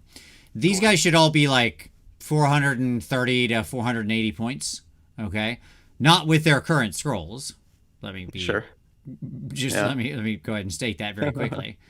My issue with them is that they're undercosted for what Greater Demons should represent in the game. Greater Demons are supposed to be a really, really, really terrifying, horrible thing to run into. Like, they're supposed to be, the absolute chads of the Chaos Forces. Like, they've got the direct line to the Chaos Gods, right? This is as close as you get to the manifestation of the Chaos God itself on the field. And so when they're printing these things and they end up at this 300 point range, no, that's incorrect. That is a strong foot hero. Like, Bastion Carthalos and the regular Bloodthirsters should not be within basically the same point range of each other. Okay? They just shouldn't. The Bloodthirster should be some 480 point ridiculous monster that has more attacks and does more damage. And, like, they do decent damage, don't get me wrong. Like, for their current points, they're probably fine. They shouldn't all be the same points. There is definitely differences between these guys. Okay? But to avoid that minutia, my point is that they're just not they break my verisimilitude. Like, they are fine and probably roughly in the space of their current points, but that is incorrect. Okay? Greater demons should all be in the 400 to 500 point range. Like, there should just be a stratification in this game of where sort of things rest, right? As where they fall as far as their points. Gods shouldn't go under 600 points, right? Like, if you printed a god and he's like 300 points, you'd be like, well, what is this? Right? It's just, it's not living up to what the thing is within the context of this world, right? So there just is like, there's just this way that these things should align. Okay, but and these guys fail it. I have kind of the same problem with Keepers of Secrets, by the way, who are also like tragically underpowered unless you invest all of your army into making them effective, and then yes, they can be pretty effective. And these guys do have plenty of buffs they can get. You already just mentioned some of them, right? So I don't know if maybe we were trying to avoid that and the synergy problem, because this is still a fairly synergistic army. You know, you mentioned like, oh, you can Killer Instinct them out and get them moving for free and all this other stuff. We can turn them into priests. We can give them ASF. We you know, we've already mentioned some of these things. Yeah, exactly. We can boost their rend up, right? So like, there's plenty of synergies that will turn these guys from where they are now to you know, pretty good murder machines. Okay. Yeah, but I just still don't think it's appropriate. Okay, go ahead. I'm thinking that I haven't experienced what you're saying because I started playing Age of Sigmar, not before that with Warhammer. So you didn't start in like 4th and 5th edition. Yeah. When these guys would like start the game, fly high, and then you just pull them off the table, and then the next round they would land in your line, hitting you with 10 strength 10 attacks at weapon skill 10, and just explode one of your units. Yes. So the thing is that what you're describing, I felt with the Exalted. I think the Exalted Bloodthirster are at 580, and what everything that thing can do, plus the fact that it's a huge model. I mean, I use Kabanda. I haven't actually seen the actual thing, but it doesn't matter. The Creature Caster one as well. That makes that feeling of dread. You remember in Fellowship of the Ring when Gandalf says it's a Balrog and you have Orlando Bloom as Legolas? You can see all the fear of the elves in his eyes as he's looking at the end of the Moria. And that's how it feels with the Exalted. People have had the fact that they put 3 different Bloodthirsters. They want you to field them. You cannot do that with 500 point models. So they had to go to 280. We had a 280 Bloodthirster last book. So I get the issue here. I cannot experience it the way you do. I don't see them that way. I don't see them the way I see a great unclean one, which feels like, oh my god, how are we gonna get this thing out? Well, people are like, oh, Bloodthirsters, all right, shoot them away, as it used to be. Not anymore. I do get what you're saying. I wish they were maybe a little bit bigger then. Maybe the model should be a little bit bigger. But again, it's a difference of experience. In my case, they seemed like a big monster. That's how they always felt. Yeah, they're just kind of a big monster. Yes. They failed them. They have failed the verisimilitude, as you said, because the Exalted does get that. That's a thing that it seems like a terrain feature. It doesn't look like a model on the tabletop. All right, let's talk about the 3 actual Bloodthirsters. So, our first guy, our Wrath, our Walk. The woke one, Yes, exactly, yes. the woke Bloodthirster. The Wrath of Khorne. You know, he's... Yes, he's got our 2 little ranged weapons, which are fine. And he's got 8 attacks with his axe on effectively 2s and 2s, -2 D3. I know a lot of people have complained about the D3 thing. You know, it's fine, whatever. I don't see any real issue with it. It can still get there through all the other things we've mentioned. When you actually add all those things that we've mentioned, now make that a damage 3. Right. I would love to play anyone. Can you allow me to only roll 3s for one game? Now tell me that this works for you. Right, and here's the thing: if he was like 480 points and he just had a flat damage 3, I'd be fine with it. Okay. Yeah, exactly. Like, and that's the kind of thing I would expect to see. I do hate that it's still a D3 damage, but this guy's obviously got utility as well. He's got Commander of the Tyrants, so he can chain activate with one of the other Bloodthirsters. You've got to have an Insensate Rage or Unfettered Fury, so you can pull them into combat effectively. So you can chain 3 with the Artifact.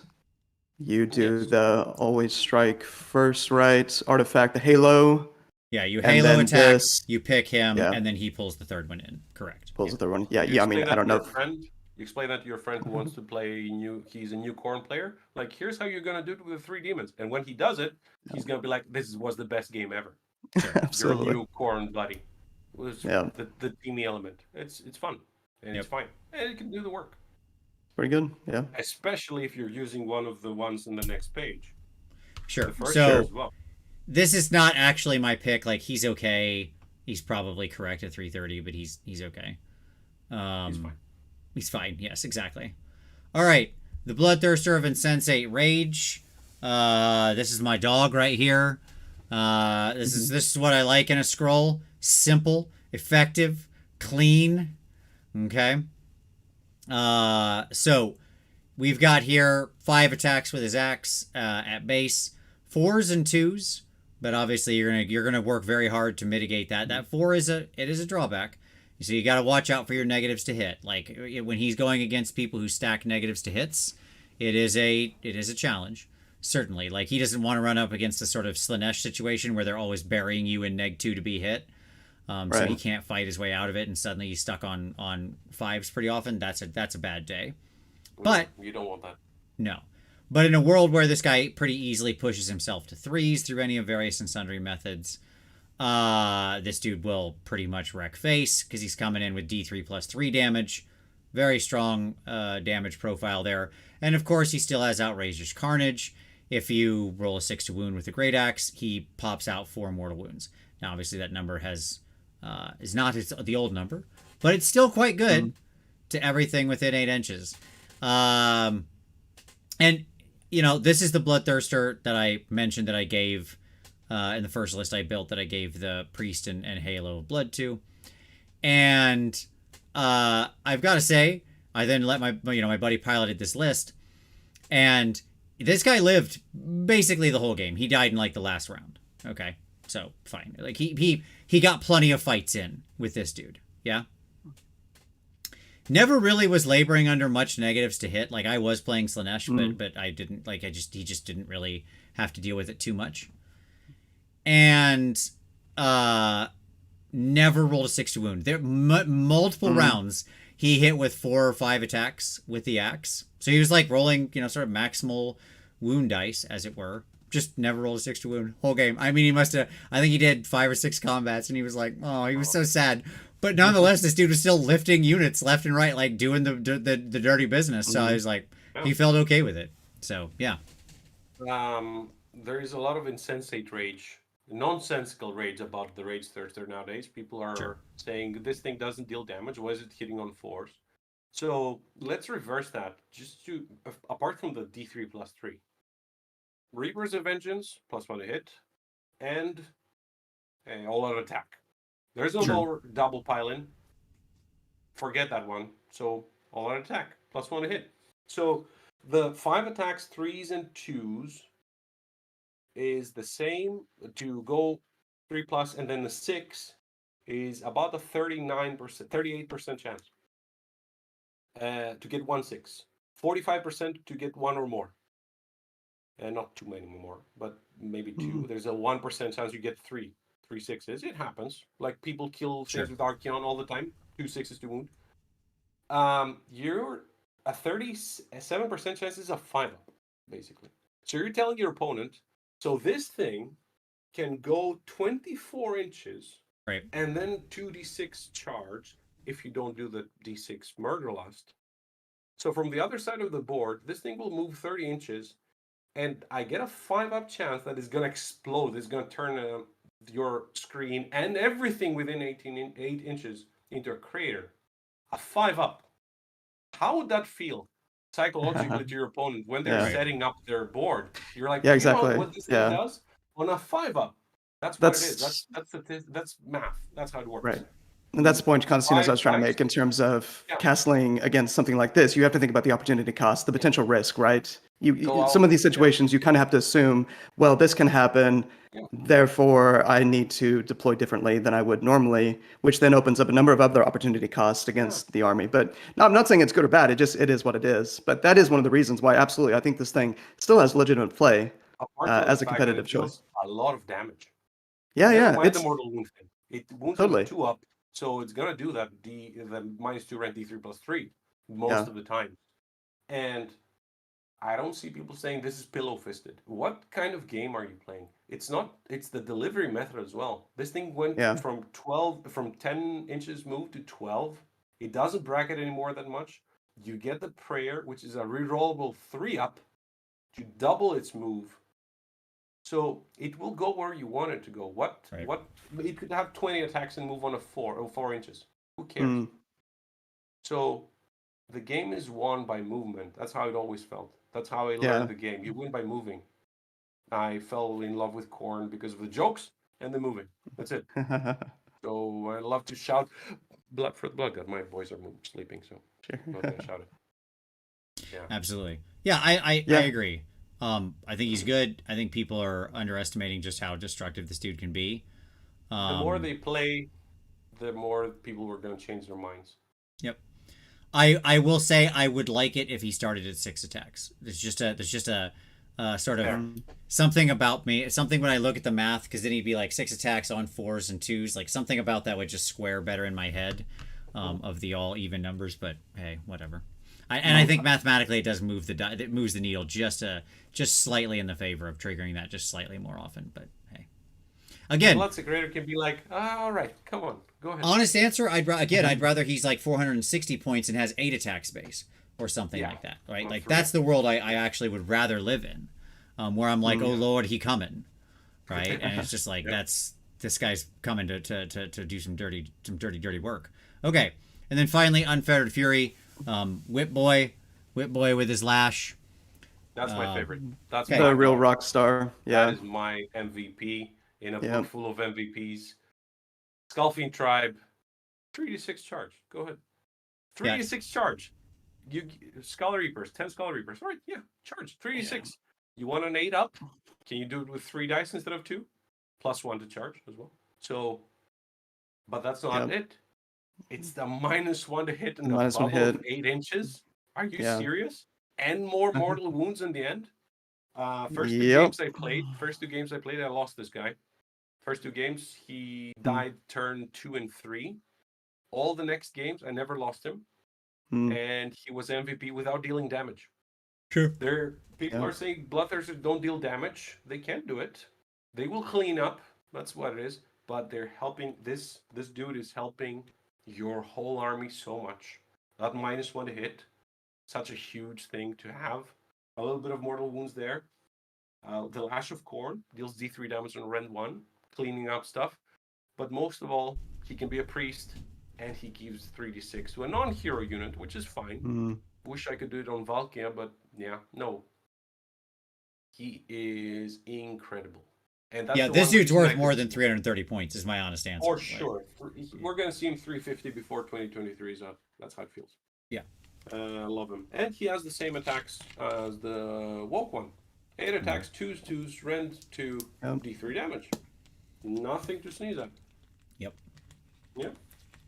Like, this guy is actually the winner of the 3 Bloodthirsters. He's not my favorite, but he is the winner. He's my favorite. I'm too much of a Timmy. You see the Timmy goes for the big axe. I'm going for that. But wait, here's what he can do. I can think like the Rage Thirster. Have you seen the Warscroll cards? I haven't seen them yet, but I'm willing to believe that they don't have that one. For the Rage Thirster. No, it's got to be just one-sided. He just booms. That's it. Yeah. It's got one rule. I like a one-rule guy. Okay, cool. Skull Taker. Yep. It's Skull Taker. You know what I like about him? Apart from the word. He has a word of 4-up. Great. They forgot it. Oh, no, they didn't. It's right here. Bloodletter. He has the Bloodletter keyword. You have the Bloodmaster, and you can choose him. He can be a good slayer of heroes. You want that. Like in Reavers of Vengeance, this guy kills something, you get 3 blood type. That's a lot of blood type for one. Like, I killed Scragrod with him, for example, the game I used. That was fun. Deals a few mortal wounds here and there. He's fine. Yeah, I mean, his Fine, 6 he's to not hit bad. is 3 mortal wounds against a hero. He can challenge enemy heroes, which gives him ASF, Yes. right? And he is also building the additional, like, you know, your Reaper's comment of getting the additional blood tithe. Remember, if this guy's in your army, each time an enemy unit, every time he slays, again, another blood tithe. So it's like, it's lots of chances for additional blood tithe points. I don't hate this guy at 140. He's fine. He's fine. Like, for a foot melee assassin, he's not bad. He can do a pretty decent job. If you run Bloodlords, you could have him. You could have him there. Yeah. And he's 4 up, 4 up. Again, not too bad. Yeah. And if you don't have him, you want to have a Bloodmaster, he's a cool model to use. I use him as my Bloodmaster when I don't run him. I love how in the picture he's about to kill an old man. That's very fun. Like the picture down below, because he's hunting the father-daughter. You can see the daughter off in the background, realistically about to shoot this guy in the face. But I love that she's like, haha, I am a mighty hero of Khorne. I will kill this 70-year-old man, or however old he's supposed to be. It's all blood for the blood gun, mate. You know. Absolutely. All right, time for the bestest of boys. Karnak clocking in at 140. He can unbind like a wizard. If he unbinds, he does damage. Great stuff. He's +2 to charge. Great stuff. He can call the hunt. I'm going to read this ability because I want to read it, and then we're all going to talk about something that's not here. If this unit is included in Blades of Khorne army, friendly summoned Fleshhound units can be set up within 9 inches of enemy units as long as they are set up wholly within 8 inches of this unit. So in combat then. Okay. Fantastic. So obviously you still have to summon them. You still have to spend the blood tithe for the summon. That's how you're getting these guys. He doesn't just like manifest a unit, right? But summoning Fleshhounds into combat, pretty cool. Pretty strong. Amazing. Yeah. Yeah. You have people like, why is that dude cursing me? There's nothing around me. And starts the howls. And suddenly there's 10 dogs around you. Yep. Love it. Love Yep. it. Did you And then once talk every about- enemy movement phase, he also gets to move closer to his quarry. So you can I actually love get that around the board pretty they fast. gave him the it follows rule. Yes. It's just coming closer Yeah. every turn. Love it. Love it. You can even grab objectives with that. You don't care. You're like, oh, all right. Move him between the hero and the objective outside. Whoop. I'm closer now. Yep. So yeah. And then also one more thing about about Karnak. sure. We have lost a lot of unbinds in Khorne. There used to be unbinds everywhere. Sure. The Bloodsecrator used to be able to unbind. The Wrath of Khorne used to be able to unbind. A lot of unbinds are gone. Like, I played the game I played, I was like, all right, I'm going to try to unbind it. Oh, wait, what with? Right. Right, the Slaughter Priest, that's it. So, Karnak bringing that and still dealing the damage? Did he lose the Endless Spell thing? He did. Well. But still, he deals the 3 mortal wounds when you unbind, which is pretty cool. So Yep. good dog. Good dog. He's a good dog. And then his basic dogs, the dogs that come with him, 100 for 5, classic, perfect, great cav base, 60 mil by 35 mil battle line unit. Works great as chaff, but also can do a lot of other good things. As another unbind, like they have their own built-in unbind as well for the unit, and there's no like requirement on how many of them there has to be. Like you're down to 1 dog, that 1 dog still gets an unbind, all the same as anybody else. And again, built-in +2 to charge, always good. They make a bunch of attacks. And yeah, they're solid. I like the dogs. I like the dogs. I like their dog boss. I remember talking about them, and I was like, I'm not so sure they don't have rend. And then I'm like, wait, we can get rend now. So, and they're demons, so you can get pluses to their wounds, and you can get their attacks. So suddenly, 10 dogs in Galician Champions, veterans, sorry, which is amazing. You have the 2 dogs in front, and all the other dogs sniffing the front one's butts. Everything is in combat. So suddenly you have 40 attacks, 2s, 3s, rend 1. That's pretty good. Strong. 200 points. There's the buffs Yep. already, but those buffs are buffing everything else as well. Right. So I actually changed my mind. I wasn't so hard on them in the beginning, but it's dogs. You will love them in the end, and it's true here as well.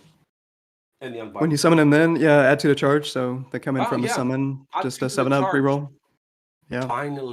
Finally a +2 to the charge when you summon something. They used to be able to reroll, same as Bloodletters. I could never land that 9-inch charge, even if I rerolled it. I hated that thing so much. I failed it I can remember games I lost because I failed that reroll. Games from when the previous book came out. I remember that game. 4 years ago now. I still remember it. But now with the +2, a 7-up, don't mind if I do. I can do it. Absolutely. So it's a huge deal. Right. Okay. The Bloodmaster and the associated Bloodletters. The Bloodmaster is an 110-point Bloodletter hero. He has the chain activation for Bloodletter units like most of these sorts of Herald-type people do. Importantly, he is also a priest at 110 points. So, hey, not bad. Not bad at all. Yep. His prayer is also pretty decent. It's a +1 to wound prayer. I like +1 to wound. I like prayers. I like prayers that give you +1 to wound. Like, he's pretty good for 110 points for one of these little dork heroes. Yeah, he's amazing. It's not like you get +1 to wound. No, against that guy, Yes. everything get +1 to wound. Yep. Amazing. And it's 16 inches out. It's a 3-up, maybe rerollable, possibly rerollable most times. What's not to love? I like this guy. He even fights. He even hits hard. Like in Bloodlords on a 5-up, 2 mortal wounds, but 4 attacks, 3s, rend 1. Pretty good. Yeah, he's a pretty standard sort of hero melee profile now, right? Like the Stormcast middle level melee profile. We've been so deprived. We've been so deprived of actual heroes dealing damage in this book. The 3 attacks, 3s, 4s, no rend, damage 1 is still a thing I remember. So yeah, this is huge. Anyway. And then the associated Bloodletters, or Bloodletter host, as they'll frequently be called, but this is your units of Bloodletters. Okay. Importantly, built-in +1 to charge, which is really great, off of their musician. So you gotta love that. And importantly, they have the decapitating blow still. Right? It's just mortal wound on a 6 to hit. Great. Go on. But they're 180 for 10, and the first time I read that, I was like, wait, what? That's really expensive. I guess they went to 2 attacks. I was like, yeah, that was always a problem. They always had 1 attack. And I was like, well, 2 attacks is cool, so that's fine. And then I looked over to the left, and I was like, oh, hello, never mind. Now I see. We got 2 wound boys on our hands. Every base demon over the course of AOS has basically migrated to a multi-wound model, except for Daemonettes, who remain the little worst dorks. But yes, so anyways, Bloodletters at 180 for 10, you're packing 20 wounds per 10 models. It's only on a 5-up, but that's okay. They're like great, and there's lots of ways to manipulate these guys around and buff them up and stuff. Can you mention the fact that they get a 2-inch range finally? Yes, and they have a 2-inch range. Thank you. Yes. Hallelujah. So the fact that they're on a 32 mil base is irrelevant. They're all fighting very easily over the top of each other. So they're making more attacks. They got more wounds. They have more range, and they have some pretty solid buffs that can be handed around to them. And the army loves them. They love them. Like, I played one of the few games, I got 5 damage on them. In my mind, like, oh man, half the unit's gone. It's like, no, 2 of them. Exactly. 8 left. Okay, huge difference. Yep. Huge difference. Yeah.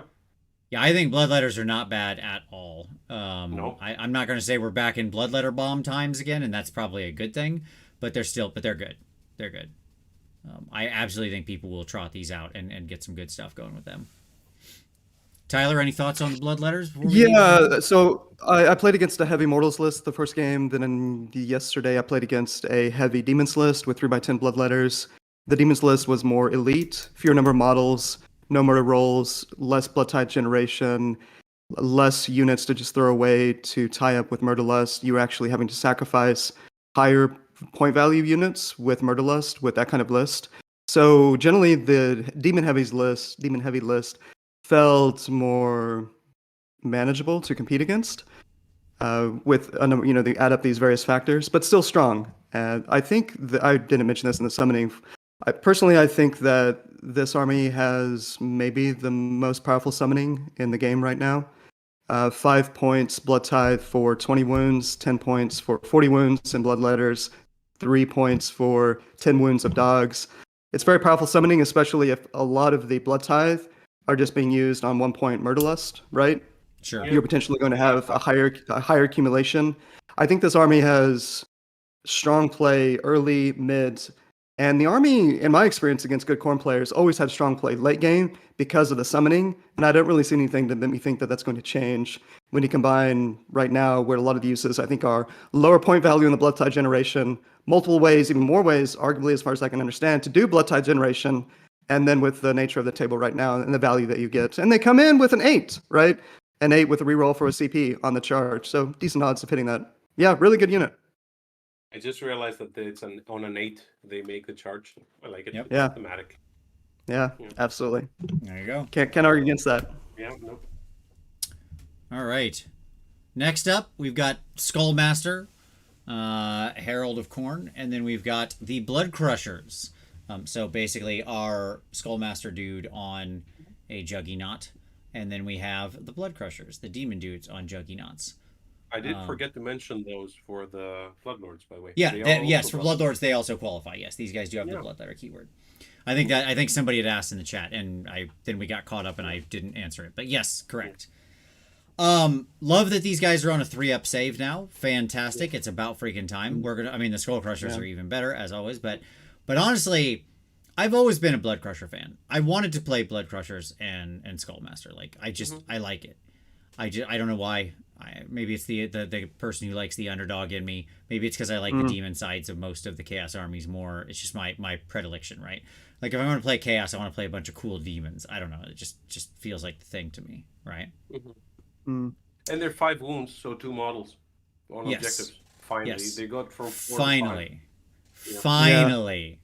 Oh my God! Finally. Okay. Yeah. So they, these guys have a mortal wound sort of impact hit, both Skullmaster and the Blood Crushers. The Blood Crushers one is unnecessarily complicated. It can't just, I don't know why it's not just like, roll a 2 up, do D3 mortals, just like the Skull Crushers have. It would have been fine. We had to make it different, but okay, sure. The Blood Crushers do still have built-in +1 to charge, so same thing. If you summon them in, because they are a summonable unit, they're landing then their charge on an 8, which is great. With their Hellblades and so on and so forth, they still have the decapitating blow. All these guys do. And then importantly, the Skullmaster has the same ability we'll see a little later. Just a slightly different version of it, but it's the Herald of the Blood Thunder Stampede. I apologize. Once we're battled at the start of the charge phase, you can say the Skullmaster will declare a Blood Thunder Stampede. If you do so until the end of that phase, you can reroll charge rolls for this unit and friendly Blood Crushers wholly within 16. So, nice big bubble of reroll charge. Again, always really good, especially if you're talking about dropping him in off a summon or just needing to get there, combined with their built-in +1 to charge. It's good stuff. So, all in all, I like these dudes, and they're not egregiously expensive. The regular Blood Crushers do become battle line if you have a Skullmaster general. So, what are the point values? You may have said I missed it. Skullmaster and Blood Crusher events? Skullmaster's 130, Blood Crushers are 180. Okay. They did forget the hero keyword, by the way, on him. That's funny. Yeah, obviously I'm just reading that he'll be added. Yeah. Although, next page, you have an even worse submission. Sure. Yeah. But overall, yeah, these guys are cool. I like them. Like I haven't played around with a Blood Crusher focused sort of army yet. And this is one of the things I want to give a shot. I have a lot of Blood Crushers. And so as the aforementioned Like I actually have many built and painted. Then the bag is an addition. The bag of juggies. But I want to just kind of see where these guys are capable of. Okay. Oop, sorry. All right. Then the Blood Throne and the Skull Cannon. The Blood Throne. Is it finally playable? Yes. Yeah. And I'm excited about it. Yeah. It's a hero. It's a priest. It's a totem. It's 160 points. It's got its Hellblades and its decapitating blow. It heals when it kills things, which is great. And it has a prayer. Because it's a priest, as mentioned. So it's a prayer that has an answer value of 3 and a range of 16. You get to add 1 to the chanting roll if the chanter's within 3 inches of any enemy units. If answered, you get to pick 1 friendly Bloodletter host or Blood Crusher's unit wholly within range and visible to chanter. If it's a Bloodletter's host, you get D6 models back. If it's Blood Crushers, you get a model back. So it's a healing ability, which is pretty great. Again, when you're returning D6 to wound Bloodletters, it's a big deal. And even 1 Blood Crusher, because they're counting their 5 wounds and counting as 2 models. So both are good options. And how were we getting the D3 back to multiple units? D3 If it's a Bloodletters? general, you give him a general, you choose General. Bloodletters wholly within Ew. 16 or a 2-up D3 extra 2 combat. up. I love the fact that it's on a 3-up and it's on a 2-up if he's in battle. You want this thing to be in battle. Yep. Because it heals. It's one of the very few heroes that I'm like, oh, it's 10 wounds. I'm alright with it. For some reason, I'm okay with it. 10 wounds, fine, whatever. 10 wounds on a 4-up. You get hit, hopefully by chaff. This thing loves hitting chaff. Sure. You let them go first. They hit you. They deal like 3-4 damage. Hits back, kills everything back. Love it because it's 4 Hellblades and 4 Blades of Blood. 8 different attacks that can get the decapitating strike. Yep. And half of them are damage 2. Yes. Which is pretty tasty.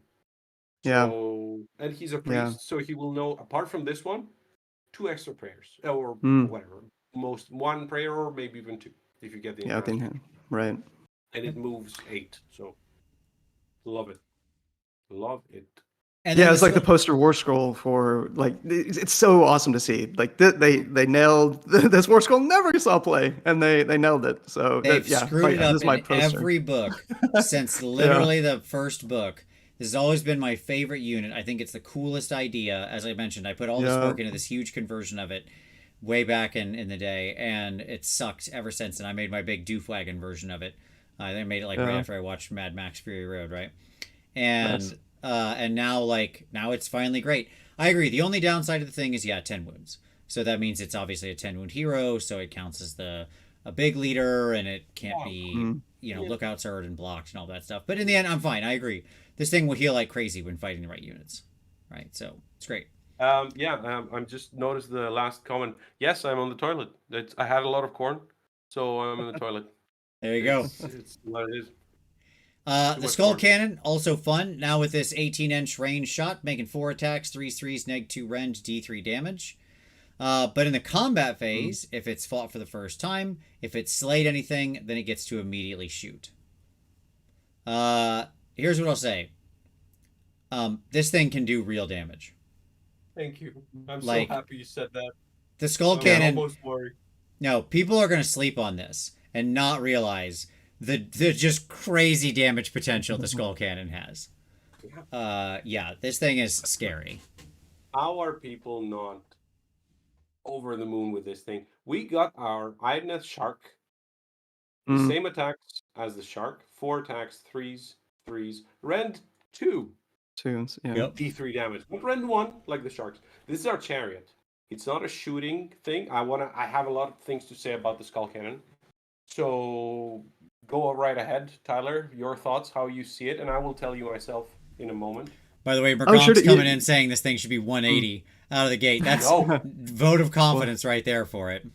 What is it right now? 140? 140, yeah. It's one. The Blood Throne's 160. The Skull Cannon's 140. And yes, in Reapers of Vengeance, ooh, this thing gets so mean. Yes. Yeah, that was one of the main thoughts that I had as well. Yeah, I mean, even summoning this, later in the game to help snipe, help get a battle tactic, like combo. This is a combo damage play, right? To help get a battle tactic, snipe out a hero. You meteor a hero, 8 dice, looking for 5 ups, or better if it's a 10 wound or more hero, and then you, maybe summon this or just generally help to snipe out. The fact that Khorne has that now as part of their bag is fascinating. We But get yeah, man, Unleashed Hell. Amazing. yeah, We get Unleashed yeah. Hell. I want to try. I run either 2 or 3. In Bloodlords, I run 3. In Mm. Skullfiend, I go 2. It's not just the damage, although it does deal damage. It's the fact that it opens up a new dimension of how you play Khorne.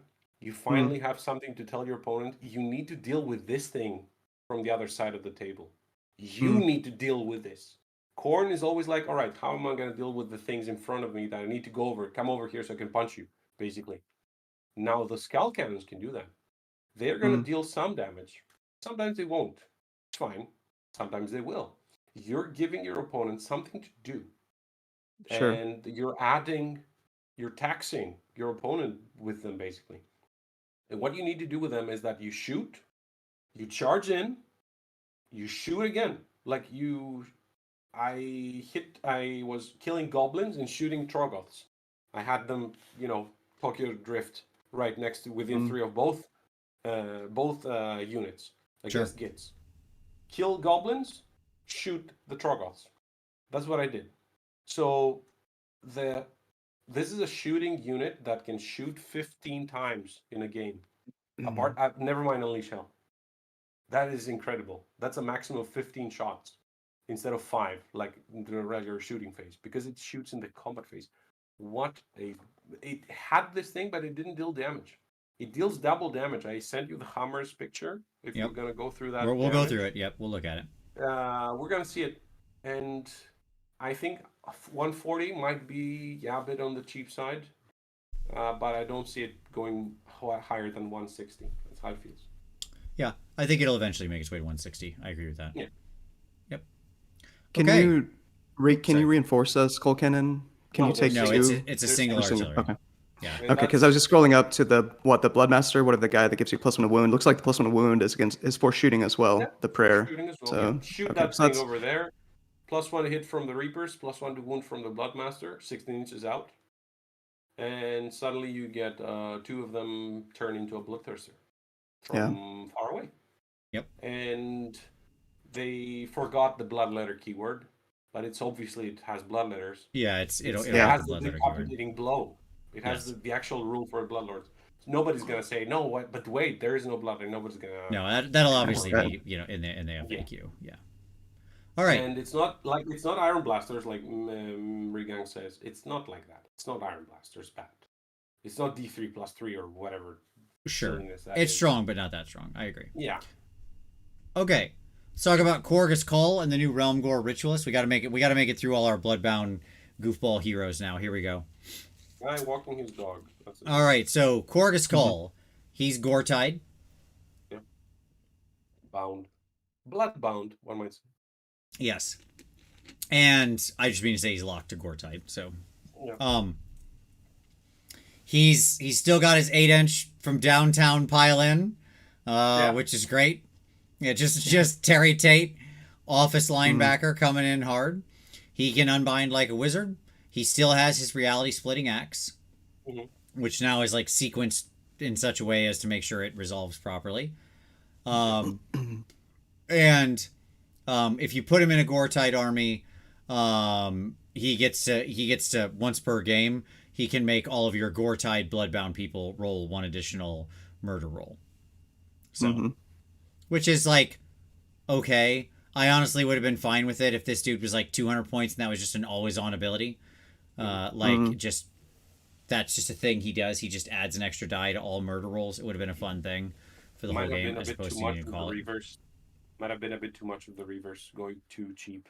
But probably. Yeah, I get what you mean. I get what you mean. If they're within 12, within 16 of him, something like that. Yeah, sure. Yeah, sure. Like the fact that he deals more damage now, he has 6 attacks with 3s and 3s, rent 2. That was not a thing. It means that this guy will deal some damage to something you don't want, get hurt, and the 5-up insta kill is really, really scary. But my issue with him is that currently we don't really play too much Hero Hammer. Like 2 years ago, this guy would have been everywhere in the monsters GHP. Right now, what is out there? Not feeling him at the moment. That's how it feels in the meta, because Teclis, he will not get close to Teclis. Sure. Glutos, maybe? I don't know. Not too much stuff going around. That's how it feels. No, I agree. I don't think Korgus is like, he's fine. I think he's cool, but he's not going to end up getting played. But not as much right now. Yeah. Now, the Realm Gore Ritualist, this guy is interesting, to say the least. 100 point Bloodbound Priest. She's a lady, my friend. I'm sorry. She's a lady. Whoa, whoa, whoa. She's a lady. I haven't looked at the model closely yet. I apologize. Yes. So the Realm Gore Ritualist, she is pretty interesting at 100 points. Again, she is a priest. Once per battle, she gets to pick an objective or a terrain feature. And then all of your Bloodbound people who then fight around that thing, effectively wholly within 8 inches of that thing, which, by the way, depending on the tables you're playing on, the type of terrain you have, could be absolutely massive, are getting +1 to hit, which is really good. Turns out, like, that's a huge area of bonus for that. And her prayer is pretty good, too. 16-inch prayer, answered on a 4, -1 attack to a unit. So, yeah, like, okay. Couple of things here. No unbind, which is kind of sad. Yes. But if you have a couple of them, one of them can point at the Skull Altar or your home objective, and now your defense gets better. Another one can be a tunnel mistress, I guess. Go somewhere else and do it again. It's not pick a unit with this ability. Every one of them can do it, so which is good. Plus, her prayer is excellent. Yep. It's great. -1 attack is turns out it's a good prayer. It's a good prayer. Oh, yeah. Scary. Okay. The Lord of Khorne on Juggernaut. 8-inch move, 8 wounds, 2-up base save. There we go. And then he's got a 5-up ward against mortal wounds caused by spells and the abilities of endless spells. So effectively, that's on all the time. That means that Hatred of Sorcery applies first, try to negate the whole spell, and then a 5-up after that. So quite resistant to magic. Beautiful. Decent attacks. And he can make the Mighty Skull Crushers reroll their charge rolls. Just like the Skullmaster can do it for the Blood Crushers. And he has a impact hits 2-up D3 thing. He's 170 points. Like 2-up 3, not D3. Straight up 3. Sorry. Yes, you are right. Straight up 3. Good. That is correct. Yes. You know 2 what? up I'm getting a 3. feeling. I'm getting a feeling. I'm getting strong Nurgle book vibes from this book. Like it feels they're doing. This is our Lord of Afflictions in this one. Yeah. That's how it feels like the people who wrote this were working on the Nurgle book. I don't know how the GW works in that the way they do it. There is a strong feeling that the Crimson Plate on a 5-up on him, 2-up, 5-up is the same as a 3-up, 4-up. Mathematically, oh yeah, when that's we're interesting. About wounds, not mortal wounds, but wounds. Yeah. And you will see this dude a lot. The Juggerlord is going to be brandishing his Crimson Plate, going around 5-up ward, 5-up spell ward, 5-up spell shrug. He's not going around. Or not 2-up. You know they're paving the way for the 1-up steam tank at some point. Let's lay the cobblestones. You cannot go to a 1-up without going through a 2-up. That's fine. Yeah. But yeah, this guy's solid at 170. Like he's tough. Again, like if he doesn't take the Crimson Plate for the 5-up ward, then this guy is quite susceptible to sort of non-spell mortal wounds. Right? Exactly. Like that is definitely his Achilles heel and what's going to lift him pretty easily. This guy, I watched a game where this guy got himself, along with some of his Skull Crushers, caught up against a unit of zombies, like a big unit of zombies, right? Ooh. And that was not a good fight for them. Like, they make enough attacks, they were able to slowly work down some of the unit, but in the end, the zombies, especially because the zombies, for most of that time they were engaged, had, Van Hells on them, so they're fighting twice. And it was just like, it wasn't a great trade, right? Like, in the end, the zombies are coming out on top there. So when you when you run into enemy units that have that kind of ability, melee mortal wounds, shooting mortal wounds, that's a dangerous situation for this and then the associated Mighty Skull Crushers to be in. Yeah. Yep. You know what you need in that situation? Turn the page and we can find out. Sure. I think the next one will be to your liking. Do you have a zombie issue? Are you infested? Do you have something that has a lot of 25 mil base around that you can just send? Now, Scar Bloodwrath has you gonna take care of you. Absolutely. Feels like. Love Scar Bloodwrath at 100 points. Yes, the attacks characteristic of his blades is equal to either 5 or the number of enemy models within 3 inches of him, whichever is higher. He still does his comeback on an 8+ at the end of the movement phase. The movement phase. I was so worried that we're gonna lose that. I know. Because of Eternus. It's one of my favorite rules ever. Doing the bell, I'm like, Yeah. dude, go away. They're gonna give him my idea. No, the movement phase. By the way, attack characteristics either 5 or equal to the number of enemy models within 3. You didn't read the parenthesis. I did. I said whichever's higher. Oh, right, because this parenthesis does not say to a maximum of 8. Yeah, to a maximum of 10 or some dumb nonsense like they put in every other book. Like my giants have to get. Yes. Yes. 3 inches in a horde of zombies. Sure. This guy's like, let me love you, all of you. Yep. Oh, Zombies, boy. Witch elves, daemonettes, any 25 mil infantry. Yeah. Splintered Fang, yeah. Sure. Yeah. Giants have a real damage problem. Hot take. Every single game I played against Sons of Bahamut, I'm just blown away by their lack of damage output. I don't think I'm saying anything new, but no. I'm just stunned. It happened again last night. I'm like, I had 4 giants, I had 4 megas that hit my line, and like I just whittled them down. Like they killed a unit. Like, that's because when they made the damage more swingy, the damage went down. That's what happened. And it was fine. Like, by the way, which is fine. I'm good with it. They're just like, anyways, we're not here to talk about Sons of Batman. Just wait for the hero, for that death hero that says, now that monster has his one attack. Right. Oh, yeah. Scar Bloodwrath is phenomenal. I have lost some games against this guy because of the at the end of the moon phase coming back. This guy is an amazing late game piece, especially where you've got very few models on the battlefield, very few units on the battlefield. You've got this guy plus your good summoning with Bloodside Generation. Yeah, I think this guy belongs in a lot of lists at 100 points. He's great. Yeah, all of them. Volkia the Bloody down at the bottom for 140. Love her as well. She can be set up into ambush, which is fantastic. It's a nice function, obviously, to have ambush heroes. She's relatively tough, 3-up, 5-up, because she has just an all-the-time 5-up ward, which is wonderful. And then she has this other thing that doesn't really matter, but that's fine. It's not bad. It's just like, it's cool. It's okay. Yeah. It shuts off retreating, which is like actually a problem. You don't want to lose stuff to bravery when they have the murder roll, but there's so much recursion because of the blood circulator. We're going to talk in a minute. Yep. I really like her as well.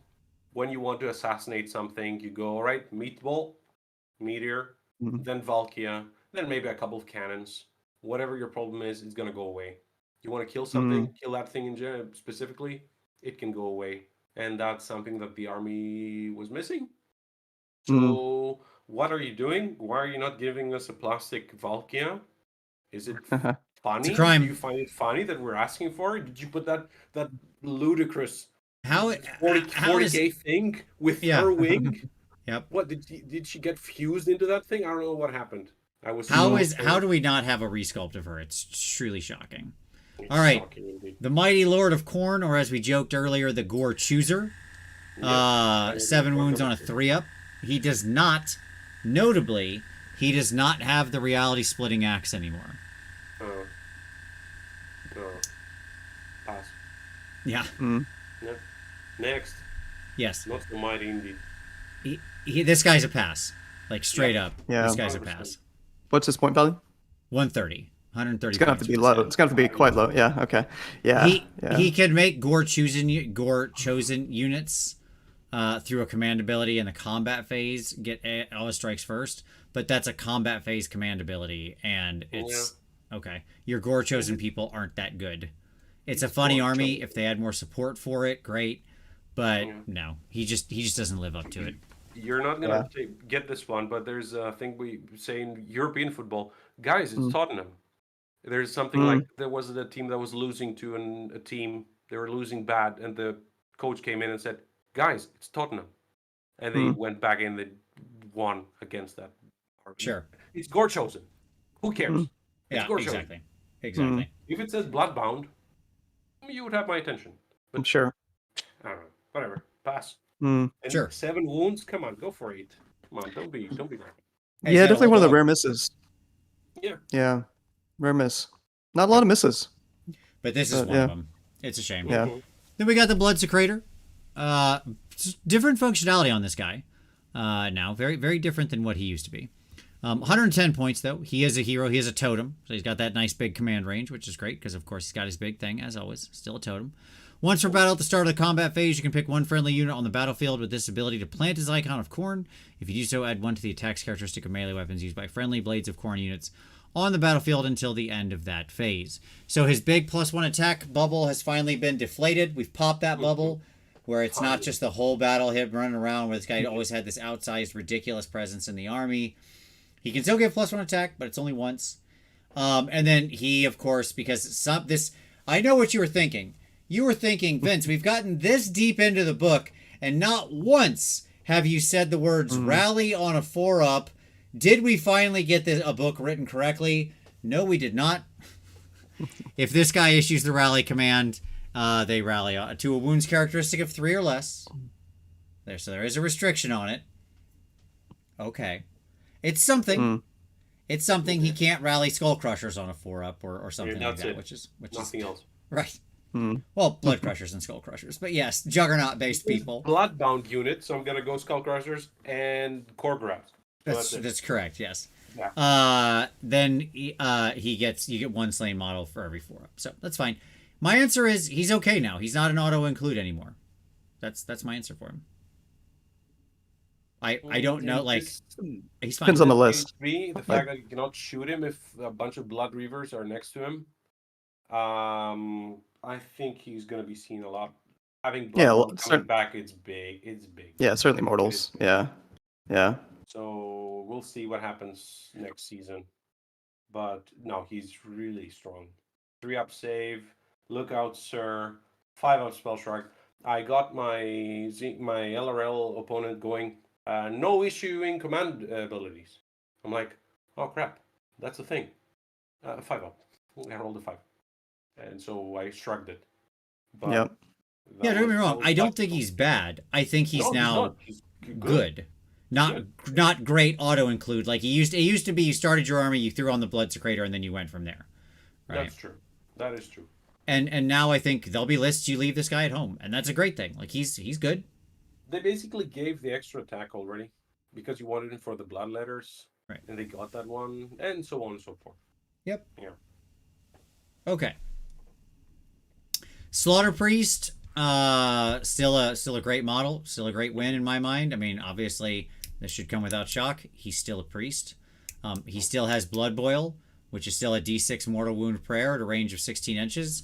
Turns out D6 mortal wounds at range is still strong. He is on a 5-up, but he's a 6 wound dude, so that's cool. And he can unbind. He is one of those unbind sources like we talked about. You know, he's great. He functionally does exactly what I would hope for 110 points, which is be a solid priest hero with a good prayer and other utility who can do a little bit of damage. So. Yeah, of course. And he looks like Dalsim, so that's good for him as well. Also a good time. It's important. Okay. I'm going to say, so with the Skull Grinder, my vote is no on this guy, but tell me does anybody want to defend Skull Grinder? No. Not enough space. If he was a priest, could I interest you in becoming a priest, my friend? Yeah. No? Sure. Have you heard the good word? 8 points for him? I would rather go, or 90 points, sorry. I would rather get another unit of Blood Reavers, maybe. I understand that the fact it can deal damage, but okay. If it's tempered with Fury, if he could pick a non-hero unit, I might be more interested in him, sure. Yes. Sure. That I would be happy with that. I would like more. Now it's Bloodbound Hero, it's going to be the Lord of Khorne and Juggernaut every single time. Yep. That's it. Or Corvus Skull, I guess. Not a bad choice either. Sure. Yeah. but that's it. That is it. Yeah. Himself Yep. on 3 attacks. I don't know. If he hits a monster, if any wounds caused by that thing was the strike last effect applies to enemy monster. Could it be for the end of the battle? Like it really hurt it? No, never mind. Pass. Yeah. Slaughter Priest, real good. Skull Grinder, it's a skip. Shame. I love the model. Super cool. Love a dude swinging around an anvil. Sure. It's fun. For sure. The Aspiring Deathbringer, like these two, the Aspiring Deathbringer and the Exalted Deathbringer are like, they have a lot of really good foot models. Like these are two of my favorite models in the range. But I don't really care about either of these guys. The Gore chosen build just isn't there. Again, if that build I talked about way back at the beginning of the show existed, where it was like, pick 3 of these guys, they lose the leader keyword, and I'm giving them all +1 attack and something like that, and I could run like a cool little Gore chosen hero melee foot assassin pack, right? And I had like the Mighty Lord of Khorne doing something there where they're all getting ASF and things like that. I'd be like, yeah, this is super cool. Like what a fun way to play this army, right? Like, yes, this is what I wanted. These exalted heroes of Khorne going out and just smashing people with their weapons, and even though they wouldn't be doing like the most damage, because none of these guys are the most damaging guys, right? It would feel fun, right? But because that avenue isn't there, yeah, it's too much competition for the slots. So Yeah. yeah. Exactly. All right. Yes, take your aspirations and go away from here. Get away from me. The Exalted, the 5-up word. I like the fact that he's a man of his word. But a 5-up save. Just go put some breastplate on, you stupid piece of trash. Put on some armor. 5-up save. What? Go to the Skull Grinder. Let them make you bring the breastplate stretcher. Yeah, you're literally bringing, like, one of your buddies is literally like a dude carrying around a forge. How hard can this be? Yeah. Because you have if you get the save of 6 D3 mortal wounds, which is cool, but he has a 5-up. Right. If he has a 3-up, 5-up, this would be a very interesting screen, in fact. Yep. Just put him as a screen in front. But now with 6 wounds and a 5-up, even in a 5-up, 5-up, I don't know. The damage. I can see this guy getting into some list. He's 80 points, right? 90. 80 for 90? the Aspiring Okay. Deathbringer, 90 for the Exalted. 90 for the Exalted. I don't know, it's pretty cheap. I mean, there's a lot of competition. He's obviously going to be your first, second, third, fourth. Like, you really got to go down the bench to get to this guy. But I don't absolutely hate him at 5-up, 90 points, decent profile, impaling spear, can do some damage. I don't know. He's kind of interesting to me at that point value. But yeah, I get what you're saying, Dinos. Yeah. I think he's just okay. Yeah. A lot of these Gore chosen dudes are just misses to me, and it's a shame. I do love the model, though. Both of them. Like Yeah, you said, sweet model. I'm using him as Scar. Oh, Oh, cool. Dude as Scar. I love him because I don't like the Scar model. Yeah, I no, don't like just the Warscrolls, just give him a so chain now- and paint him red. Done. Yeah, that's it. Uh-huh. Blood Reavers, maybe MVPs, unbelievably valuable. 80 points for 10 guys, clocking in with Battle Line, obviously. +1 to charge rolls built into the unit, +1 to wound rolls, while they're wholly within 16 inches of any friendly Khorne totems, which will put them on 3s and 3s with their little Reaver blades. Perfectly fine attacks. They're excellent, excellent chaff. They're excellent murder lust receivers, I guess. I don't know how you'd say that, like recipients. Sure, there we go. And they're great murder roll makers. So Yeah. I mean, Blood Tithe generation, murder roll making, good screens, and cheap as chips. Yes, you want something super cheap to protect your heroes from being shot. You have one line within your priests that are hugging the skull altar for the rerolls. You just have 10 Blood Reavers there. Nothing can shoot them now. That's how they basically worked for me. And the 4-up, Rend 1 can easily be a 3-up because of the Ritualist, and a 3-up because of the Totem. 3-up, Rend 1. 2 attacks each. Not bad at all. Like Art Boys. They don't look the part, but they do, which is fine. I always liked them. I always liked Blood Reavers. They were there as screens. Blood clots, you should call them. Absolutely, yes. They do make blood clots. That is true. Yeah, that's what they do. 6-inch move as well. not bad. And I was happy with the Blood Reavers, not so happy with the Wrathmongers. I agree. Not so happy. Yeah, like Wrathmongers are fine. Like they're 140 points for 5. You're getting 15 wounds on a 5-up save. They do have the +1 attack characteristic thing for other Blades of Khorne units, but they have to be wholly within 8 of the Wrathmongers. Like they're kind of the source, and then their Blood Fury thing is like it sometimes does some mortal wounds. It depends on what they're being attacked by. They're fine. They're very easy to get rid of. Like very easy. I do like the buff. Even one of them can hug something close enough to give that +1 attack, which can be super useful. But if the unmodified hit roll is a 1, you get a mortal wound. But they have a 5-up save. That's what hurts. Yep. So you want them to get hit, so you get a lot of 1s. But at the same time, they have no save. Plus, they used to have the best Warscroll ability in the whole game, and they lost it to They've fallen mightily. Yes. Yeah. Yeah, they're a skip for me, is my honest answer. I just feel like they're missing something, and it's that Blood Fury is no good. That's the problem. Yeah, I think they're missing the 4-up save. That's how it feels. I'd be fine if they were on a 5-up save, but it was like some better incentive when they died, right? Like when they died, every one of these guys made like 4 murder rolls. Even something so stupid as that, right, would be super cool. It should go 3, yeah. Yeah, like just so they kick a bunch of mortal wounds out on explosion, right? Like, okay, fun, that's neat.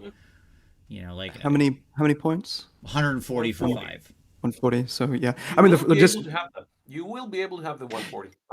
Just reading this, I just see utility piece, Dinos, where you keep them in the back. You have your you have your units right get into combat, and then they're just utility piece. That's a pretty generous range, wholly within 8. You stretch them out. Even a unit of 5, stretch them out. 1-inch coherency, you're going to get pretty good coverage. +1 attack to everything from that point. I mean, that's pretty solid. They don't have to get into combat. I think it's not too bad for 140 in my mind. What I've been noticing in the game is that you choose your battles with Khorne. You get to choose where you're fighting, which is huge because of the mobility. And in that sense, you can actually have the Wrathmongers close enough. Having Blood Warriors going from 20 attacks to 30 attacks, or from 40 to 60.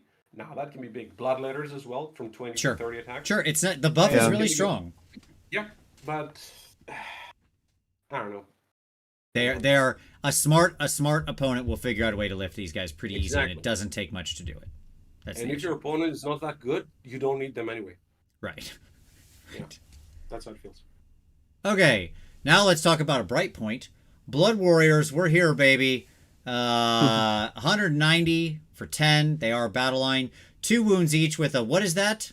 1, 2, 3-up save. Hey-oh, there we go.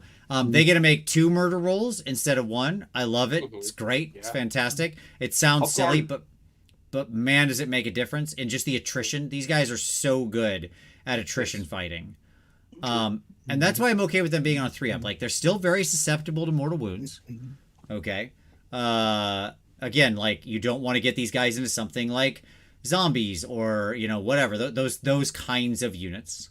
Okay. Don't get these guys cursed and then plowed into by clan rats or something like that, right? Like, that's a bad day. Okay, or storm vermin or something of that nature. Yeah. They will explode. Although they'll take people with them, because 2 murder rolls doubling your number of murder rolls does make a significant impact. 100%.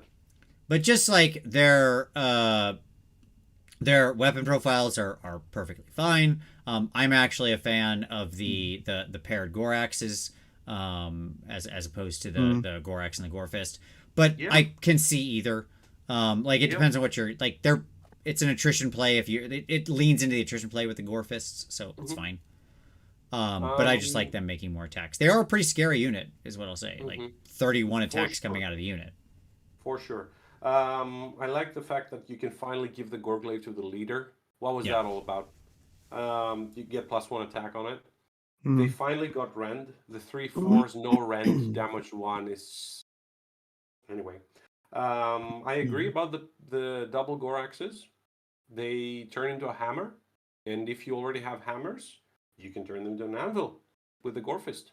So it's good. I need to say the story that There was a day that I was painting 20 Blood Warriors. That was like more than a month ago now, 5-6 weeks ago, preparing for a tournament where I actually took 20 Blood Warriors with me. And I was removing them from their bases, and I almost sliced my finger off. And 20 Blood Warriors and almost slicing my finger off, I get a message in my phone not 3 minutes later by a friend saying, it's here. The new book is here. So I'm pretty sure I summoned Khorne on my own by painting 20 Blood Warriors and slicing my finger off. That's what happened. That's how we got this book. So you're Very nice. welcome, the world. And Blood Warriors now have actual damage potential to use as a hammer, which was never their job. Yep. So, Agreed. Yeah. And a 3-up save. Oof. Yep, they're a beautiful attrition anvil. Like that can lean into damage. The Bloodstoker, great hero. Again, he's a gore chosen guy, but like I actually like this guy quite a bit. The range of his whippy whip is very short, so you've got to make sure he's positioned very well. But it's D3 other units within 3 inches, obviously not wholly within, because of the short range. But he gives them run and charge, and then maybe he does a mortal wound to him sometimes. Who cares? This is the kind of thing that should just be cut, like whatever. But giving Bloodbound run and charge is living the dream in my book. Oh yeah, finally! How did it take so long for Khorne to get run and charge? What was that all about? Like a bunch of like a group of pregnant ladies waddling through the battlefield? That's how they were going. The previous books. There was no run and charge except for Gortite, but it was like only Blood Warriors and Blood Reavers, and they were not your hammers. So anyway, the fact that we can now get run and charge, finally here, and he's a good recipient for Murderlust to do that D6 move before the move. So you can get him in position. 3 of something that you would like to. And sometimes you're gonna roll a 1 or a 2 and it's not gonna work, but you know, it's good. Yep. I like him. He's fine.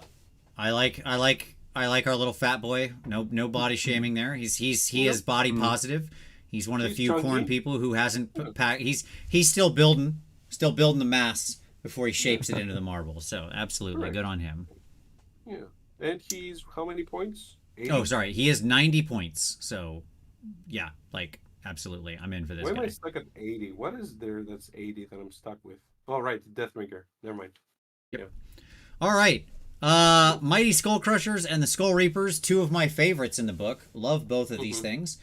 Skull Crushers, 5 wounds, 2-up save, 8-inch move. Of course, they have their impact hits as well. They have a 5-up ward against mortal wounds caused by spells, so again, they can double up. They have +1 to run and charge, which is great.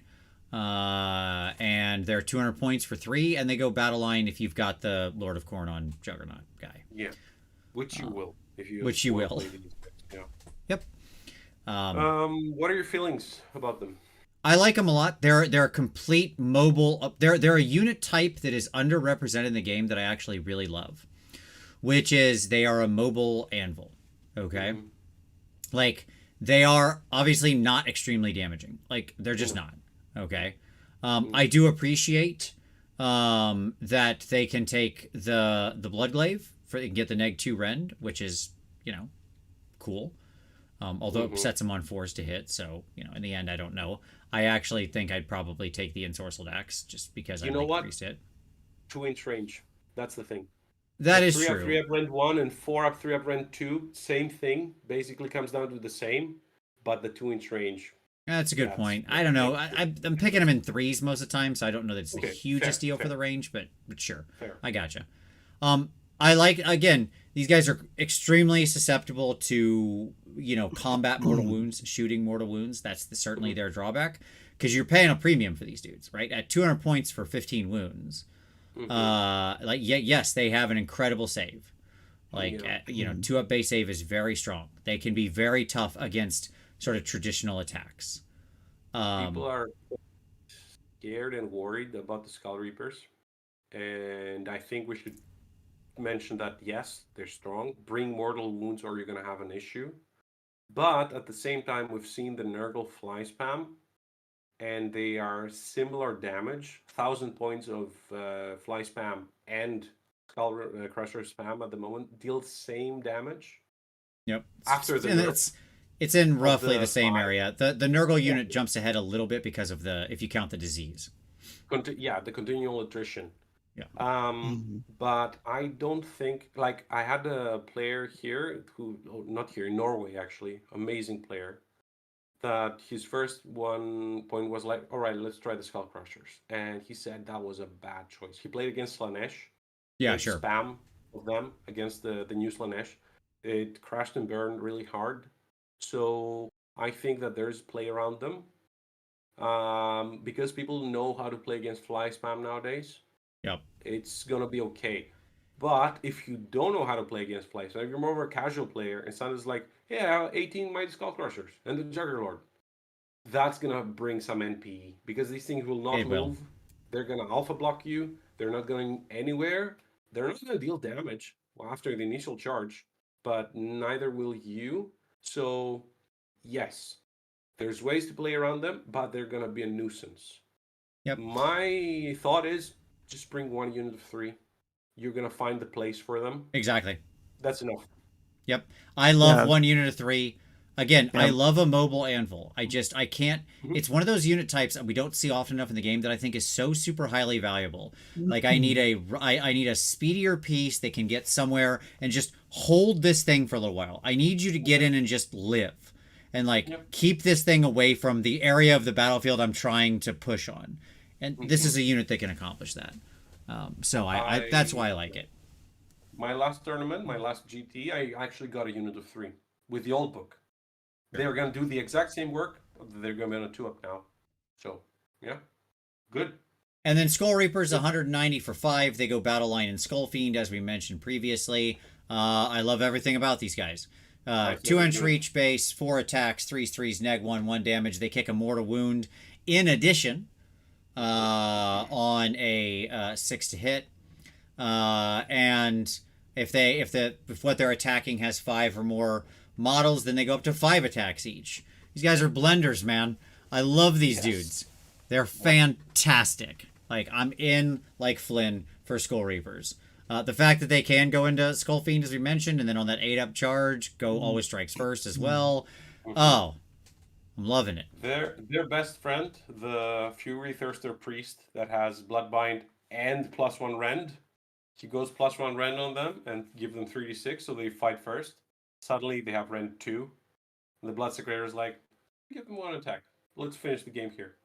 Yeah. Whatever they will hit, they will destroy because they fight in 2 ranks. Yep. So, would you rather go 20 Blood Warriors or 10 Skull Reapers? I would go 10 Skull Reapers always. Would you rather go 10 Blood Warriors or 5 Skull Reapers? I would go 10 Blood Warriors. Because it's a measure of math. Yeah. No, I gotcha. It's a very interesting comparative. I like that. Yeah.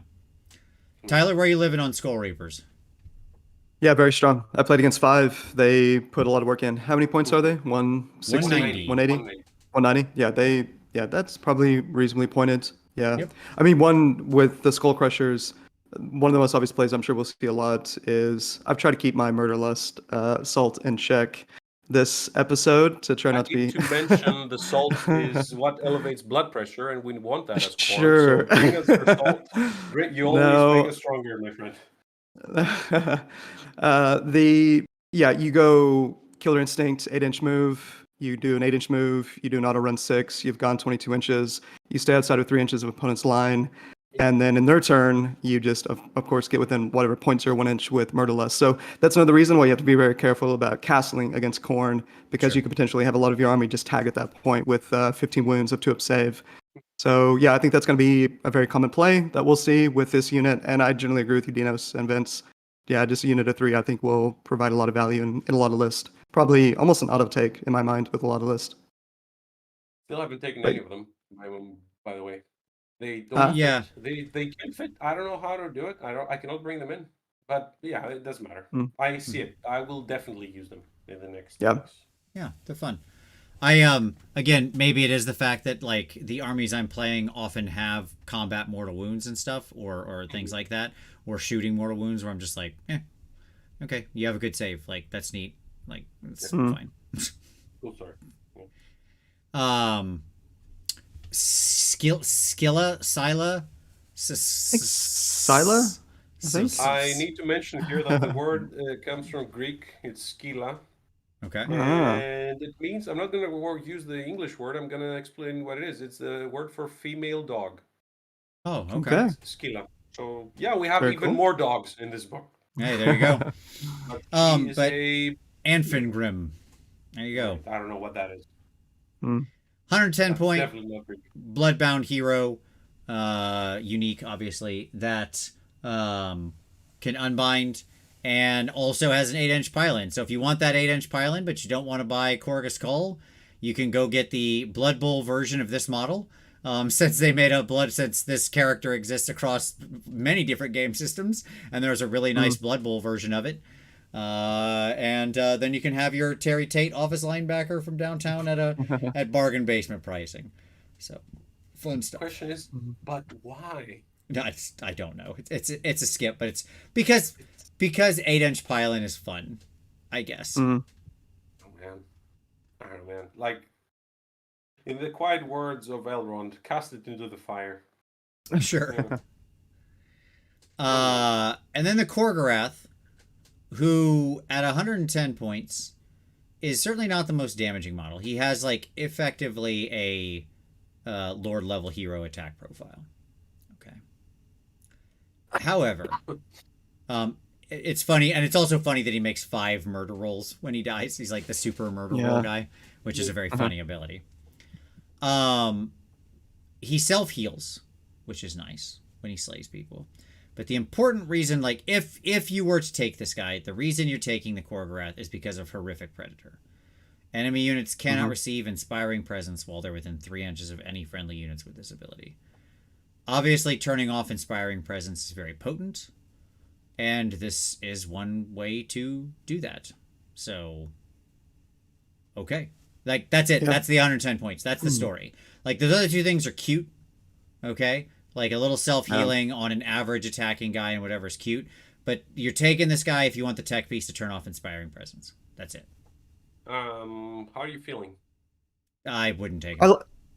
Yeah, he just too many other better choices. I mean, just in terms of fitting things in your list, but it's not terrible. I mean, it's another example of the improvements in the design studio's Warscroll writing, right? Where they're trying to create a tech role for this kind of Warscroll that would otherwise might be a pass. It's maybe not quite there, but I could see it getting some slot-ins in some list. Yeah, but it's not an obvious take. It's a skip for me. I'd rather just take another hammer and kill something. Like, Sure. You know when you don't Inspiring Presence? When you're dead. Yeah. Right. And if it's within 3, well, you're going to kill most things. I was so disappointed with this one. I was banking that they're going to get the Beast of Nurgle treatment. Sure. It feels like a Beast of Nurgle unit in model or in a sense. They're single. That's the issue. Yeah. They should have been in 2s, not 3s because they're not battle line.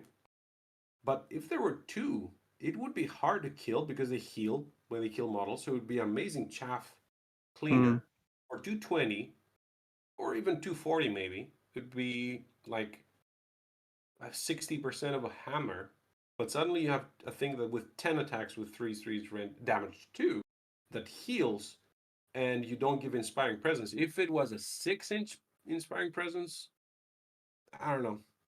That would be good. But 3, why would you keep anything within 3 after this thing has spawned? Having said that, he got one of mine that I played got charged with Bulgors and didn't die. So I was like, kudos to you. I did try him. I don't know. Plus, I have 14 of those. What we were saying earlier, that people were just throwing away the starter box. Sure.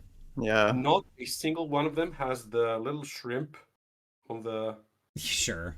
Yes, I know what you're talking about. This piece. Yeah. I'm looking at it. I'm like, what are you? Where is your face? What am I looking at? I cannot see the face. There is no face. I truly hate this model. It's an abomination. Same. Dougie Fresh, I think a pure demon army is certainly possible and good. I think Tyler kind of mentioned earlier that like it's going to end up feeling a little more elite. There are some things you won't have, but I don't see any issue with it.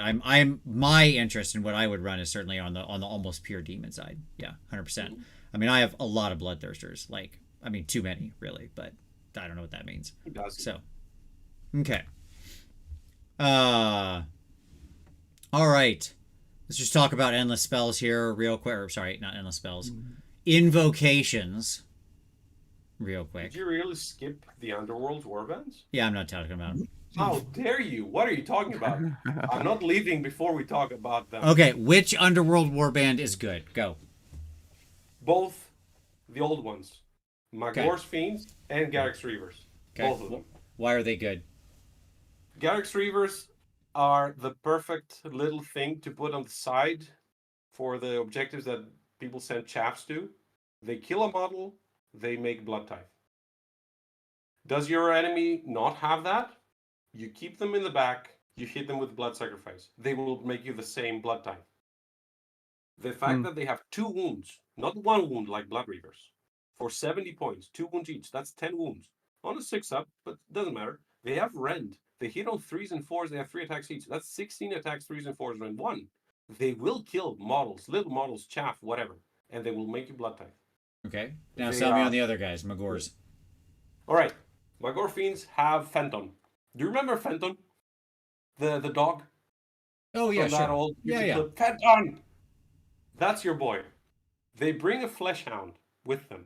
Apart from that, we have 3 Blood Warriors with 3 wounds each, with the popcorn roll, 2 of them, Sure. and all that jazz. Rend 2d3 damage, rend 3's 4, rend 1, same stuff.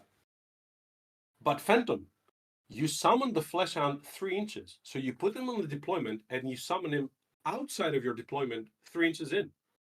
Suddenly that thing is 3 inches closer to your enemy's screen. You move him 8 inches with a double move, with a prayer move, he's now 11, and then he's going to move 8. And they're shouting Fenton because he's on the other side of the table already. That thing is going to rush your enemy and die to unleash hell. You got your blood tithe. And I love this thing so much because I have a list with Scar Bloodwrath, Fenton, obviously, and the Wrathaxe. And it's so funny that you hit Blood Sacrifice one of them, probably Scar. You bring the Wrathaxe to hit both of them, and then you send the Bloodhound to run, the Flesh Hunt to run on the other side of the board, if it hasn't already died. 3 blood tithe before your first movement phase. That's a priest, by the way. At the end of your first movement phase. I love this thing so much. It's like, it's so stupid, but I love it. But Wonderful. they're still Blood Warriors. The Garrix Reavers, they're actually going to be competitive lists. Believe Sure. me. No, I believe you. I just don't pull them in. Okay, awesome. Give me your breakdown on the invocations. We got the skulls. They're still doing skull things. Okay, which is like making it hard to cast spells and punishing wizards for casting spells. We've got the bleeding icon, which like makes more people flee. Okay. No, it's no inspiring presence within 8. That is big. Now that's what you want in the Khorne army. Yes. You want to throw that thing with a threat range of 32 inches, 16 from the Skeletor, plus 8 from the move, and then everything within 8 does not get inspiring presence. Because you know what you got in the back? You got skull cannons. That's how you get it. Okay. You I throw like the it. icon or the Wrathaxe, because those things do not go away. I like them. I like all 3. It's funny that I don't see skulls being used that much, because they are no longer within 12, they're within 8. And you Yep. kind of want your opponent to cast spells. You kind of want them to. But against some armies that are fully defensive with their spells, you will use them. But the Wrathaxe, dealing damage to your units as well. Sometimes you just want to clean that 1 wound for that 1 blood tithe. And dealing damage to all wounds, to all units that they hit. That's pretty good.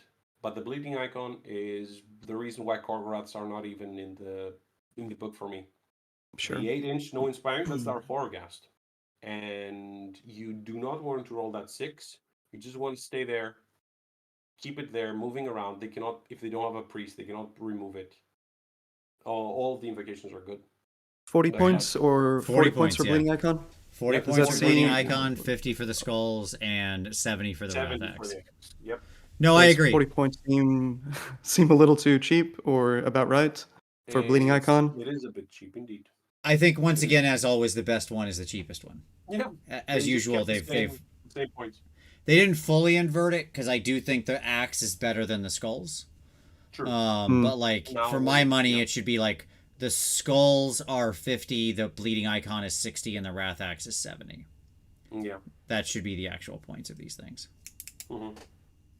Because I agree, it's strong. And then we got to talk about the altar. Let's close. Well, we're not going to close out because we got a few more. We're going to quickly cover the hammer thing and then the list, but I want to talk about the skull altar real quick because it's cool. Go ahead. So it's still a defensible terrain that a hero can get in if he's got a wounds characteristic of 8 or less. You know, put your priest in there, whatever. Put your guy in there. Yeah. Okay. Cool. Fine. Whatever. Mm-hmm. However, importantly, while a Blades of Khorne priest garrisons this terrain feature, double the range of any prayers it chance to summon invocations. So again, that's, you mentioned the 16 inches for the bleeding icon. It's normally an 8-inch summon, becomes 16 inch if you're garrisoned in here. So very strong, obviously. Same with the axe and stuff like that. Goes out 16 inches and then moves 8. Quite a threat range on the thing. So very good. And then Witchbane. Well, any terrain features with this scenery rule are on the battlefield. If a spell is miscast, the caster suffers d6 mortal wounds instead of d3. Love it. Love that would happen to your own casters. We played a team game where one of the people was playing Khorne and the other person had spellcasters. It's like his teammate had spellcasters. He didn't. The Khorne player took no spellcasters, but his teammate had spellcasters, and the only person who miscast all game was his teammate, who just kept just blowing himself up because of the altar, which is fun and I like it. And then importantly, of course, you can reroll chanting rolls for your priests while they're wholly within 8 of the terrain feature. Obviously, that's the money right there. 100%. Yep. Huge reliability to your prayers. Mm-hmm. True. Yeah, I mean, the skull altar is great. I love the Witchbane thing. I think it's super fun. I'm glad they added it, is my short answer. So, there you go. Yep.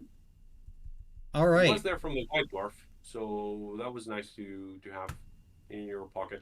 I liked it. I got hurt. My Bellicor got hurt a lot from the miscast, but sucks to be you, wizard. Indeed. All right, let's talk about hammers. So this didn't have any pretty pictures when you shared it. I don't know if it I don't know if it like actually had pictures originally, but it has the numbers. So just talk us through this, because I think one of the arguments against this book has been, oh, it doesn't do any damage, as you can see here from the numbers. So explain to people what they're looking at, right? Yeah, let me see it. Yeah, basically, there are some hammers in the army. I'm thinking that the Bloodletters are a hammer, especially Bloodlords from 5 up. So Bloodlords, Bloodletters being there, Yeah. The Blood Warriors with the double axes are also a decent hammer. The Skull Crushers, they're more mobile anvil, but on the charge they can deal damage. And the Skull Reapers. The Skull Reapers are my favorite hammer. And also I put Scarbrand in there, just to have a sort of a, to kind of baseline. Thank you, the baseline. So everything in this one has just a +1 to hit, and all out attack. Or the Realm Gore thing. Regular attacks, second row is with +1 attack. So basically, if you see on the charge, you see in the picture we have on that they mostly do the same damage. Like I start on the charge, the Bloodlords obviously going to deal the most damage, 18 to 27, and with just +1 attack, which again it's a button from the Bloodsecrator, or the Wrathmongers, like Doom and Darkness is on the chat, and he had a very, very nice video about it, and I know he loves them, and I can see reasons why you take him. 27 to 40 damage with Bloodletters. Yep, and that's running the gamut from a 2-up save to a 7 up, 6 up. Skull Reapers from 15 to 30 to 19 to 38. That's it with +1 attack. Skull Crushers are 14 to 28 or 16 to 34, of which 7 are mortals. Now we're talking about reinforced units here. Sure. That's your hammer. 360. That's it. They're not chosen, but chosen are 480. So 360 or 380. And Blood Warriors have from 10 to 28 damage to 14 to 37 damage. And that's it on the charge. Scarbrand has about a 16 to 24 or 17 to 27. 8 of these are mortals from the auto damage. Yep. Not on the charge. You see that the first one now is Skull Reapers. They have the same damage like they would on the charge. They have no changes there. And they go again 1530 to 1938.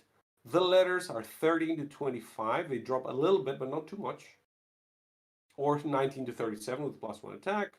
Blood Warriors are pretty close, from 10 to 28 to 14 to 37. Just consistent. They don't need to be charging. Yeah. They're going to put out the damage. Yep, it's just Yeah. consistent Starbrand attrition is the same. or anvil. And you see the drop now on your 400-point unit of Skull Crushers. They deal about 7 damage to a 2-up. The 21 damage is on something that doesn't have save. Right. So, yeah.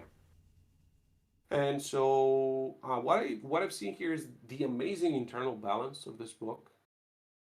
Like, I remember sending a message saying, "Where's the damage?" Myself, day one. I don't see the damage. And then I ran the numbers. Getting a +1 to wound is quite easy. And +1 to wound is a lot. Yep. 25% more damage or something. It's not that hard to make. Be it the Bloodmaster or Gore Tide. Stuff like that. And I'm going at the bonus of the 2 cannons shooting, charging, killing something, and shooting again. That's my bonus. It's not 380 points, it's 280. They deal from 12 to 23 damage, and with +1 attack, 14 to 26 damage. These are numbers that are double the numbers that they used to be. Nothing else has changed for the Skull Cannons. They have the same rule.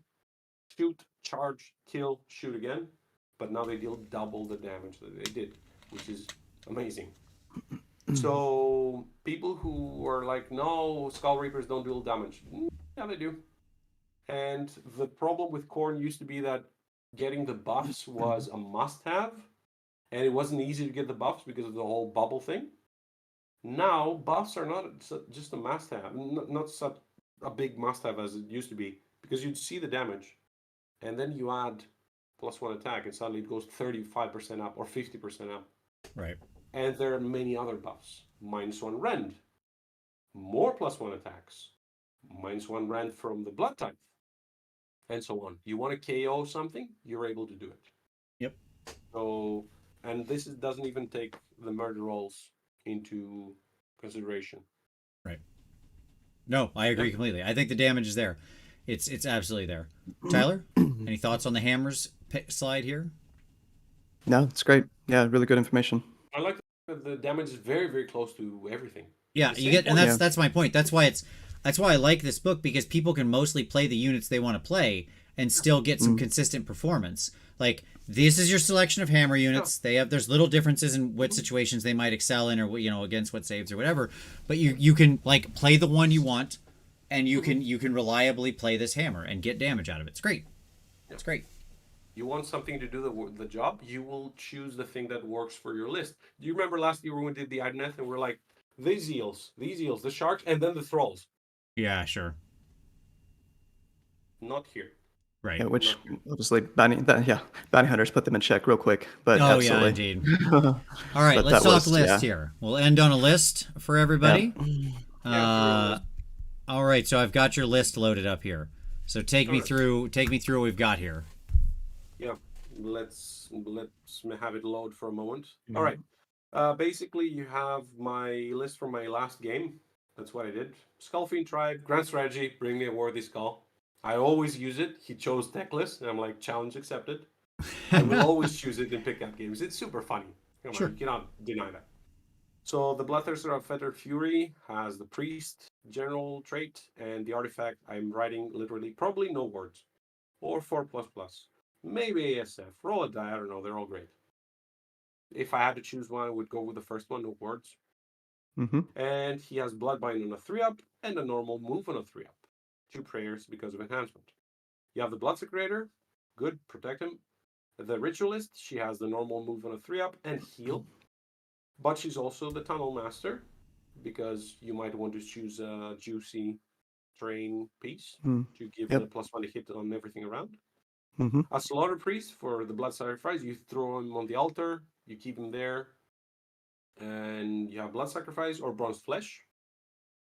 And of course, Scar Bloodwrath, who is a must-have. Don't leave home without him. Kill him turn 1, just Blood Sacrifice him, and then use the Wrath Axe, run him over with the Wrath Axe. He's going to come back, maybe even the same in the next phase. So your phase, movement phase. Maybe he's back on an 8-up. It has happened twice now. So, yeah, I love the dude. Battle line. Nope. 10 Blood Warriors with Gore Axes, because it's a hammer. 10 Blood Reavers, a little screen in the back. 10 Skull Reapers, the bigger hammer here, for reasons we talked about. And Garrix Reavers, because they're great to throw on the side if there's, I don't know, 5 Spider Riders, or Chaff, some Skinks, some Gores, whatever. Let them fight. They're going to give you Blood Tithe. If they want to take the time to shoot them or do whatever they want, all right, shoot that. I don't mind. Blood Tithe. Anyway, 70 points. Sure. I cannot believe how good Garrix Reavers are. And I have added the Wrathmongers because I do like the fact that this list has a lot of movement because of 3d6 from your Fury Thirster. He can go anywhere he wants with a normal move, and he can bring stuff with the Bloodbind closer, and he chooses probably the Skull Reapers and say, 3d6 plus 1, charge it, do it. And thinking about it, would have given him Rend, so something else moves him instead of normal move on him. It doesn't matter on the prayer. And 2 Skull Cannons for another dimension on the list, something for your opponent to worry. Something to put pressure for them to also want to have to come to you. Yep. Yep. You shoot something from afar. You can have one with your army and one on the side. They're good independent units. Yep. Command Entourage Magnificent for the +1 prayer. Galician Veterans. You really want that one for your Blood Warriors, so you don't care about the lines. You want it for the Blood Reavers, why not? Question, can you give Galician Veterans to unique infantry? Does it matter? I'm not sure. I'd have to go look. I don't remember off the top of my head. I had to. I don't have the General's Handbook here, so I have it in the club, so I'm not sure. But yeah, Garrix Reavers. Have like 2 models in front, the 3 in the back. 16 attacks, not bad. And then, I forgot the Bleeding Icon, because it's a great combo for everything, really. With an army that shoots from afar and has Wrath Axe. And the rest Battle Regiment, just to throw the drops a little bit. 7 drops, 2,000 points. I could see the Wrath Axe become Bleeding Icon, Skulls for 1980. Because why not, if you're fighting something that you don't really care about the Wrath Axe. And yeah, I could put the Magor's Fiends at 120 instead of the Wrathmongers, just to do the dog thing, which I think is hilarious. I just think it's funny. It's a great list. Yeah, it shows off a lot of what's going on here. There's like a lot of quality in the hero section, even though there's plenty. There's lots of of the Gore chosen heroes. We were like, skip this guy, but it shows just how much quality is in that section. Shows how much quality is in the core troops. The Blood Warriors, the Blood Reavers, the Skull Reapers, all having very distinct roles and purposes here, right? And then, as we mentioned, the Skull Cannon's absolute great utility piece to both force them to come to you, get rid of your enemy screens. It's stacks on stacks with the value those things can bring into the army.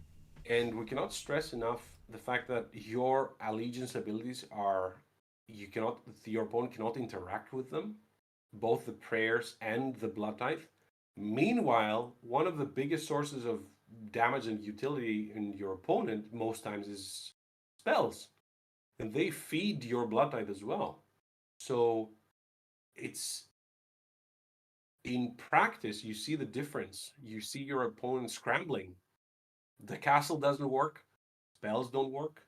Shooting, you have the wards or the rally on the 4-up, which is a reality that we need to accept until they change it. Refuse. Hopefully. I get it. Press F to doubt. But you have the Blood Reavers. We don't care about them, but Blood Warriors on a 3-up, 10 of them, and then you bring them back. It hurts. Psychologically, It hurts. Yep. So, yeah. Gareth said, interested to hear your thoughts on low drop or how much we care about priority choice. Because obviously you're 7 drops here. So I don't think you do it all with this book. I think with a lot of lists you don't give a damn. You go first, you set up your screens, and your screens can be your endless vocations. And they're like, right, send some stuff in, come on over. If you take the double, I will murder lust and stop you from just running me over. Excuse me for doing that. Yeah. We never mentioned the fact that you can just insta destroy the what's the name of the thing that everybody hates that came in the box with the terrain last year? Oh, the Incarnate? Yes, the Incarnate. Yeah. You put the skulls on its sides. You bring some reavers. You walk them with Murderlust. That thing cannot retreat, but cannot reach them because the skulls are on its sides. Sure. That's so funny. Like, Yeah, I experienced that. Yeah, the great. great and clean one. My great and clean was completely blocked off from the center of the battlefield due to model placement and the skulls. Yeah. So that was I enjoyed that. I mean, And no way to interact with invocations, incidentally, as you mentioned. well, you can bring one Unless you have a Skaven priest. the Gotta Skaven bring a priest. little stupid rat. Yeah, bring sure, him. cool. Why not? Sure. But yeah, if you Sounds bring fun. the Khorne See, this is Swine- why I kept myself in check, Vince. Oh, it's great. I love it. I'm glad we're letting Tyler off the chain here at the end. Chase, Skull Reapers are battle lined in the Skullfiend tribe. In this particular subfaction, they become battle lined. I would love to have you back, Constantinos. So the last time you were on the show, I was worried about Idneth. Mainly, what I was worried about was thralls. They were kept in check by bounty hunters. I think some of it was my past sense of Idneth. I would like to think that I haven't been that off on many things historically, that I could be wrong. I'm very biased to think that I'm right. Obviously, we're each very biased to think that we're right. I don't tend to get that excited about anything. I'm worried about this book in the hands of skilled players. I would love to have you back on to actually talk about how to counter this book. You just went through a lot of things in a few minutes where you were talking about all the different ways that Khorne can counter they have counters to shooting, magic. I think maybe some combat armies could do decently against them, but that would be a really interesting discussion, I think, would be to actually try to go through what are ways you can play against this army. This army has a massive toolbox. This army is very powerful. This army is very cheap with a lot of these Warscrolls. The list, like, when I look at this army in the hands of, like, I see a lot of skilled players that can go 5-0 with this army. It's still a melee army, though. It is a melee army, which I'm and we have a lot of shooting in the game. You know, KO is doing very well. The top 10 of the GT that we just ran mostly was combined arms or heavy shooting. There's a lot of shooting that's still in the game. So I'll be very interested to see how this army does against shooting, right? Yeah. Because with some of the new tools that it has. Absolutely. We can wrap this up with how do you counter this very fast? I was saying that one of the biggest problems when you're a competitive player is that you instantly see the weaknesses in your own list. And you worry about it. More tribes can absolutely devastate this book with the impact hits. Murder rolls do not work against impact hits. Right. And Because you're dying in the charge. It's not a melee attack. You have to die to a melee attack to make a murder roll. Yeah. So I obviously immediately think of Murderlust. I think of multiple chaff pieces that can tie them up. Far. I mean, that's what I mean. You don't need to be within the 6 of them. Yeah, you go like Maul Tribes does have such an incredible range on landing their charges. Yeah, and everything has impact. That's true. So I think that just like Idneth that we never discussed, the weakness of Khorne is mortal wounds. Now you can also bring them. You can I definitely experienced that. I agree with you there. But you can bring them with shooting. You can bring them with I don't know, with Splintered Fang or zombies and stuff like that. You kill the Bloodsecrator. If your opponent has a Bloodsecrator, you take that guy off. Sure. Losing the 4+ rally, because this army, the Bloodbound part is built around the 4+ rally. That's what they did. And is going to be trouble. You don't use spells against, you don't bring endless spells. You use your spells for self-buffing. You use impact hits. You use mortal wounds if you can have them. I don't think they have too much to do against shooting, because wards are fine, but at the same time, it's just a 5-up. And that's only the demon side as well. Yeah, it's only the demon side. Yeah. So it's not going to be that bad. But then the damage is consistent, but it's not way too high. Because if it was too high, that's why I say you cannot have a 3 damage bloodthirster in this book. Sure. I really liked your point about it's not Iron Jaws, it's not Idoneth, right? I really like that point at the top. I think that's a critical point in terms of that's the people saying, why do warriors have a 4-up wound? Well, you can get 3-up with a couple of ways. You don't want to go to a 2-up. So, like I said, against skilled players, many armies can do that, but in this case, I think it has a very high ceiling, which is good. I think it's a good thing to have. Yeah. In the end, this feels like a 52%, 53% book to me.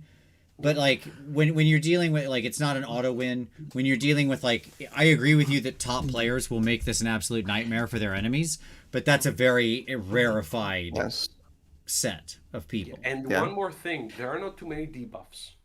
And the skilled players that win by debuffing you with maybe Slanesh or Night Hunt or those ways, they Right. cripple your game. They cripple your game. Yeah. That's the one that feels bad from the skilled players. That's how it feels for me. So yeah, that's a good point. I think Yeah. it's gonna be like, all right, I was outplayed by a good player. Yeah. I see how it works. I will try to avoid it next time. It's the reason I actually like Khorne. I get the feeling like when I win against a very good player, a player that's even better than me, that stays. That's why I do like Khorne. That's why I don't like Slaves of Darkness now or Iron Jaws. They're too honest for me. My opponent is going to lose because they couldn't help it. So, yeah. And plus, it's a big meta shaker because we have Lumineth and Zinch on the top right now. Sure. So, suddenly, you have something that doesn't care about the spells. Yeah, absolutely. Yeah, well said, man. Yeah, I appreciate your thoughts. Yeah, on counters to it. I'm excited. I do agree with Vince that this is going to be weighted down win rate by the fact alone of the disparity in the floor versus the ceiling. How much skill expression is going to make an impact on this book. I think it's very pronounced. It's going to be very pronounced. A lot of books are going in that direction, I feel, for a little while now, but especially this one. The main, I didn't say a whole lot about Murderlust. I'm concerned. You played this game for a long time. It strikes me as something to be concerned about with the nature of how it functions. It's by far the most powerful element of this Battletome. I don't want to go off about it. We'll see. We'll see how it plays out. It's one of those. I think it's one of those like flag it needs to be watched. Yes, yeah, and there's an obvious fix. There's two obvious fixes. You either really ramp up the Blood Tithe cost, or you do not allow them to get within 3 inches. Sure. That's the obvious two directions. So, but yeah. Do a redeploy basically. Yeah, it just becomes like a very functional redeploy. How about that? Yeah. Which would have to be just like one Blood Tithe. I get that. Anyway, we don't have to go on about it. No, it's good. All right, everybody. Well, good stuff. Thank you, Konstantinos. An absolute pleasure. I know it's very late there. That's great. Thank you for sticking with us. Like my twins have practiced me on the all-nighters. This is nothing for me. It's just. What is it? 2:15 a.m. That's nothing. I'm gonna be up in an hour from now, or two. Again, absolute pleasure, guys. Thank you for having me. Thank you for sharing this time. It's great. One of the things, now I've spoken about Khorne Warhammer Weekly. What else is there to do? Hey, this year? Welcome to the top of the mountain. That's right. Yeah. No, thank you, buddy. I really appreciate it. Tyler, pleasure as always. All of you out there, thank you so much for watching. If you haven't already hit like, which I know you haven't because there's more of you watching than there are likes buttons hit that button. It's so easy and fun, and it helps other people find the show, and we really appreciate it. Subscribe if you haven't already. But if you want to support the channel, there's lots of ways you can do it. All those links are down below, including a Patreon focused on hobby and review and taking your next step on your hobby journey. Look, we got Tyler involved. I mean, he's painting now. We can do it for you too. So thank you so much, everybody, for watching. We very much appreciate it. As always, we'll see you next Wednesday.